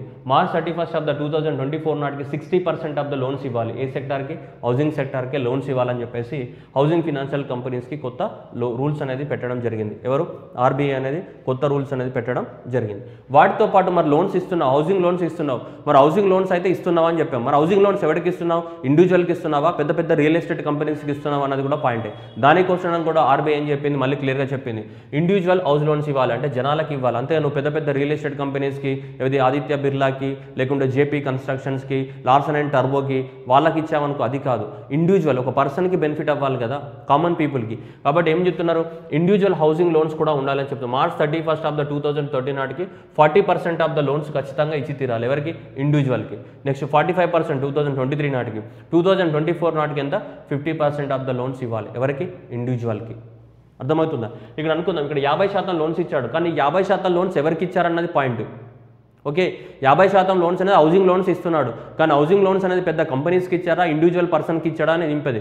ఆ 50% ఆఫ్ ద లోన్స్ ఉన్నాయి కదా, ఆ 50%లో ఖచ్చితంగా 40% లోన్స్ ఎవరికి ఇవ్వాలి ఇండివిజువల్స్కే ఇవ్వాలి. అంటే కామన్ పర్సన్కి మనలాంటి వాళ్ళకి ఇవ్వాలి అన్నట్టు. అర్థమవుతుంది. లేదంటే పెద్ద పెద్ద రియల్ ఎస్టేట్ కంపెనీస్కి ఇచ్చేస్తాడు, హౌసింగ్ లోన్స్ అన్ని ఇచ్చినా అని చెప్తాడు. అలా కాదు, ఆర్బీఐ అనేది క్లియర్గా చెప్పింది ఇంత అమౌంట్ ఆఫ్ ద లోన్స్ ఖచ్చితంగా హౌసింగ్కి ఇవ్వాలి. అందులో మళ్ళీ ఇంత పర్సంటేజ్ అనేది ఖచ్చితంగా ఎవరికి ఇవ్వాలి, మళ్ళీ ఇండివిజువల్స్కి ఇవ్వాలి. అది ఓవరాల్గా హౌసింగ్ సెక్టార్కి ఇచ్చే లోను. ఆ హౌసింగ్ సెక్టార్స్లో ఇండివిజువల్కి ఎంత ఇవ్వాలి, ఒక ఇండివిజువల్ పర్సన్స్ కూడా ఇంత అమౌంట్ ఆఫ్ ద లోన్స్ ఇవ్వాలి వాళ్ళు ఇచ్చిన పర్సంటేజ్లో. ఒక 100 కోట్ల లోన్ ఇచ్చి ఉంటే ఆ 100 కోట్లలో కనీసం 40 కోట్లు అనేది ఎవరికి ఇచ్చి ఉండాలి ఇండివిజువల్ పర్సన్స్కి ఇచ్చి ఉండాలి లోన్స్ అనేటివి. అర్థమవుతుంది. ఇంకా 60 కోట్లు వాళ్ళ కంపెనీస్కి ఇచ్చుకున్నా నో ప్రాబ్లం, పెద్ద పెద్ద కంపెనీస్కి ఇచ్చుకున్నా నో ప్రాబ్లం. ఇది మన కొత్త రెగ్యులేషన్స్ అనమాట. వీటికి సంబంధించి హౌసింగ్ ఫినాన్షియల్ కంపెనీస్కి సంబంధించి.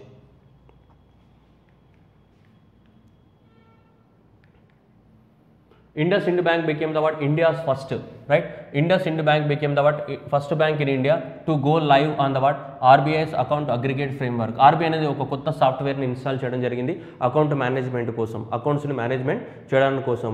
సో కాబట్టి IndusInd Bank is the first bank in India go live on the RBI's account aggregator framework. Account aggregator framework. So RBI తీసుకొచ్చిన కొత్త రెగ్యులేటర్స్ ఏంటిదంటే ఇవే. సో న్యూ అకౌంట్ అగ్రిగేటర్ ఫ్రేమ్వర్క్ని ఇంప్లిమెంట్ చేసినటువంటి మొదటి బ్యాంక్ ఇదే. ఎక్కడ ఉంది IndusInd Bank అనేది హెడ్ క్వార్టర్ వచ్చేసి ఏంటి మనకి ముంబై. సో IndusInd Bank యొక్క హెడ్ క్వార్టర్ ఏంటిది ముంబై. ఆర్బీఐ తీసుకొచ్చిన కొత్త అకౌంట్స్ మెథడాలజీ అకౌంట్ అగ్రిగేటర్ ఫ్రేమ్వర్క్ని ఇంప్లిమెంట్ చేసినటువంటి మొదటి బ్యాంకు. ఎక్కువ మొత్తంలో డెప్త్లోకి వెళ్ళాల్సిన అవసరం లేదు మనకి. సింపుల్గా గుర్తుపెట్టుకోవాల్సింది ఏంటంటే అకౌంట్ అగ్రిగేటర్ ఫ్రేమ్వర్క్. కొత్తగా అకౌంట్స్ని డీల్ చేసే విధానాన్ని ఇంప్లిమెంట్ చేసిన మొదటి, అంటే ఆర్బీఐ చెప్పినట్టు ఒక సాఫ్ట్వేర్ అనేది డిజైన్ చేయడం జరిగింది. ఆ సాఫ్ట్వేర్ని మొదటిసారిగా వాడిన బ్యాంక్ ఏది IndusInd Bank.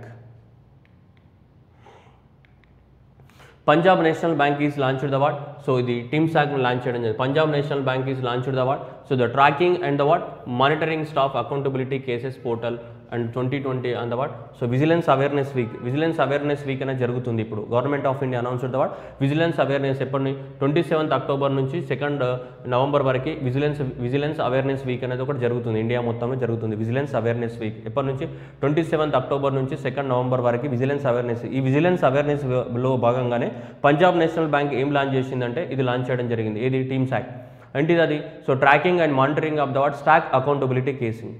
Okay, so tracking and monitoring of the what staff accountability cases అనే ఒక ప్రోగ్రామ్ని లాంచ్ చేయడం. దీని ద్వారా ఏంటంటే పంజాబ్ నేషనల్ బ్యాంక్లో జాయిన్ అయిన కొత్త ఎంప్లాయీస్ ఎవరు ఉన్నారో వాళ్ళకి బ్యాంక్ రూల్స్ గురించి చెప్పడము, బ్యాంక్లో ఎలా నడుచుకోవాలి, ఎలా డిసిప్లిన్ ఉండాలి, లేదంటే బ్యాంక్స్లో ఫ్రాడ్స్ ఎలా జరుగుతాయి, మీ ఇలాంటి ఫ్రాడ్స్లో ఇన్వాల్వ్ అవ్వకూడదు అని చెప్పేసి అవన్నిటి గురించి ఒక అవేర్నెస్ ప్రోగ్రామ్ ఇది.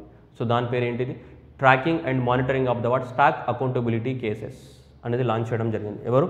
Punjab national bank. RBL bank, so that is Ratnakar bank limited. Ratnakar bank limited అనేది ముంబైలో ఉంది. ఈ రత్నాకర్ అనే బ్యాంకులో మనకి ఈ కొత్తది మాప్లే. సో ఈ మాప్లే అనే కంపెనీ ఉంది కదా, ఈ మాప్లే అనే కంపెనీ 9.9% ఆఫ్ ద షేర్ని కొనుక్కుంది. ఏ బ్యాంక్లో? ఆర్బిఎల్ బ్యాంక్లో. దానికి ఆర్బీఐ అనేది గవర్నమెంట్ అనేది అప్రూవల్ తెలిపింది. ఆర్బీఐ అనేది అప్రూవల్ అనేది తెలపడం జరిగింది. సో రత్నాకర్ బ్యాంక్ లిమిటెడ్ ముంబైలో ఉంది. సో ఆ రత్నాకర్ బ్యాంక్లో, ఆర్బీఎల్ బ్యాంక్లో మనకి 9% ఆఫ్ ద 9 షేర్ని ఈ కంపెనీ కొనుక్కుంది. ఏది? మాప్లే అనే కంపెనీ. సో పర్చేస్ చేయడం జరిగింది. Next Naresh, right. So Naresh అతను చనిపోవడం జరిగింది. So veteran Gujarati actor, veteran గుజరాతీకి సంబంధించిన యాక్టర్ చనిపోవడం జరిగింది. Naresh is the served as Bharatiya Janata party ఎమ్మెల్యేగా కూడా పనిచేయడం జరిగింది. ఓకేనే.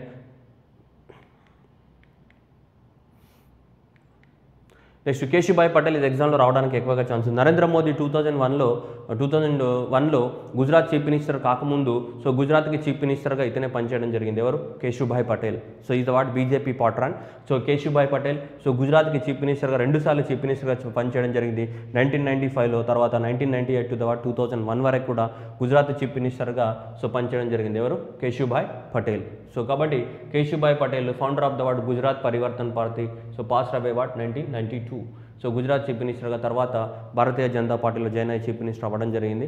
సో ఆ తర్వాత ఏజ్ రావడంతో ఆ ప్లేస్ని నరేంద్ర మోదీ రీప్లేస్ చేయడం జరిగింది. So 2 time chief minister of the Gujarat Keshubhai Patel చనిపోవడం జరిగింది. ఎగ్జామినేషన్లో ఎక్కువ మొత్తంలో important question. Next former Turkey PM, right. So Mesut Yilmaz also what passed away. Former Turkey PM.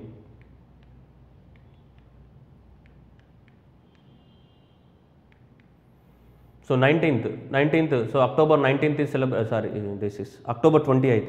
So October 28th is celebrated as what? International Animation Day.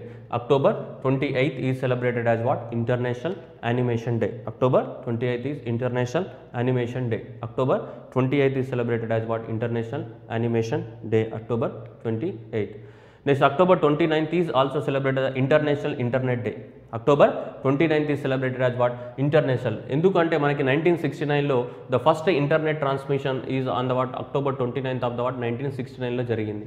So కాబట్టి every year October 29th నుంచి 2005 నుంచి every year ఏం celebrate చేసుకుంటున్నామంటే మనము international internet డేగా celebrate చేసుకుంటున్నాం. ఎందుకంటే అప్పుడే internet start అయింది. ఎప్పుడు? October 29th of the what 1969లో. Okay, animation day.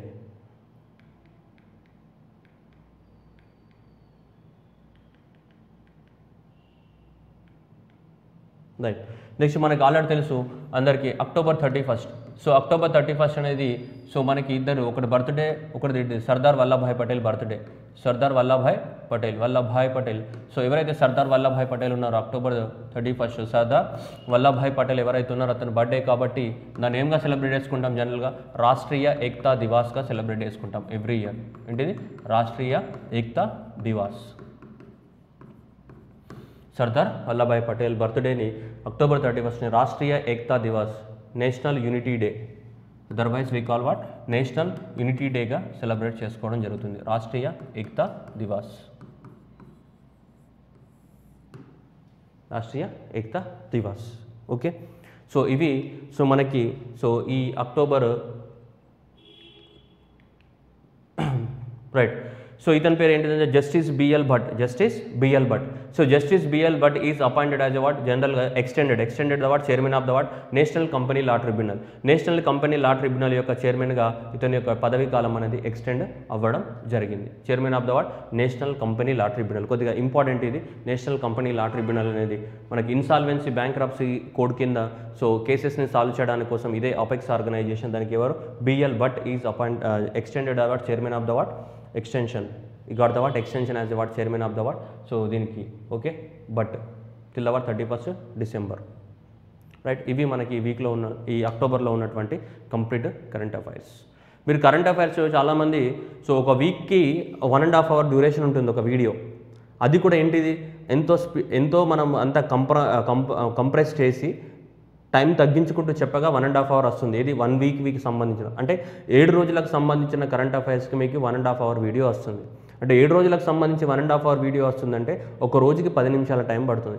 ఒక రోజు కూడా నువ్వు 10 నిమిషాలు కరెంట్ అఫైర్స్ కోసం నువ్వు కేటాయించడం లేదు అంటే మరి మనం కాంపిటేటివ్ ఎగ్జామ్ ప్రిపేర్ అవుతున్నామా లేదా అనేది ఆలోచించుకోవాలి మీరు. వీడియో డ్యూరేషన్ ఎక్కువ ఉంది, వీడియో డ్యూరేషన్ తక్కువ ఉంది, ఇది కాదు మనం. ఒక రోజుకి నువ్వు 10 నిమిషాలు కేటాయిస్తున్నావా లేదా? ఒక్క రోజు 10 నిమిషాల టైం లేదా నీ దగ్గర కరెంట్ అఫైర్స్ కేటాయించడానికి? ఒక వారానికి 1.5 hour డ్యూరేషన్ వీడియో ఉంటే ఆ లెక్కన చూసుకుంటే రోజుకు 10 నిమిషాలే నువ్వు కేటాయించింది. 1 వీక్కి 1.5 hour అంటే ఒక రోజుకి 10 నిమిషాలే. At least spend the what 10 minutes for every day for the what current affairs.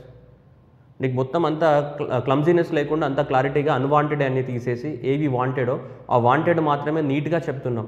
ఆ వాంటెడ్ వాటిని కూడా నువ్వు చూడకపోతే అది నీ ఇష్టం, రైట్. సో కాబట్టి 10 నిమిషాలు అనేది మనం అట్లీస్ట్ టైం అనేది స్పెండ్ చేయాలి. ఇది చాలామంది అనుకుంటారు వీళ్ళు వ్యూస్ కోసం చెప్తున్నారు, దానికోసం చెప్తారు. అది వ్యూస్ అది అంతా కూడా వేరే విషయం, అది అవసరం లేదు అవన్నీ కూడా. కానీ ఇదంతా కూడా మీకు హెల్ప్ చేయడానికి కోసం చెప్తున్నాం మనం. సో మీకు హెల్ప్ చేయడానికి కోసం అంటే మీకు క్లియర్గా సో ఒక కరెక్ట్ డైరెక్షన్లో మిమ్మల్ని తీసుకెళ్ళడానికి కోసం అన్నెసెసరీగా రోజు కరెంట్ అఫైర్స్ చెప్పి మీకు అంతా కూడా టైం వేస్ట్ చేయకూడదు మేము. సో కాబట్టి మీకు టైం వేస్ట్ అవ్వకుండా నీట్గా సో ఆ 1 వీక్ అన్నీ కూడా మళ్ళీ ఫిల్టర్ చేసి మీకు ఎగ్జామ్ పర్పస్ ఏం అవసరం అనేది నీట్గా మళ్ళీ ఒక ఆర్గనైజ్డ్ ఫామ్లో పెట్టేసి మీకు అది మేము అందిస్తున్నాం. అది మీరు యూజ్ చేసుకోవాలి. సో యూజ్ చేసుకుంటారనే ఆశిస్తున్నాం మేము. Okay, thank you everyone.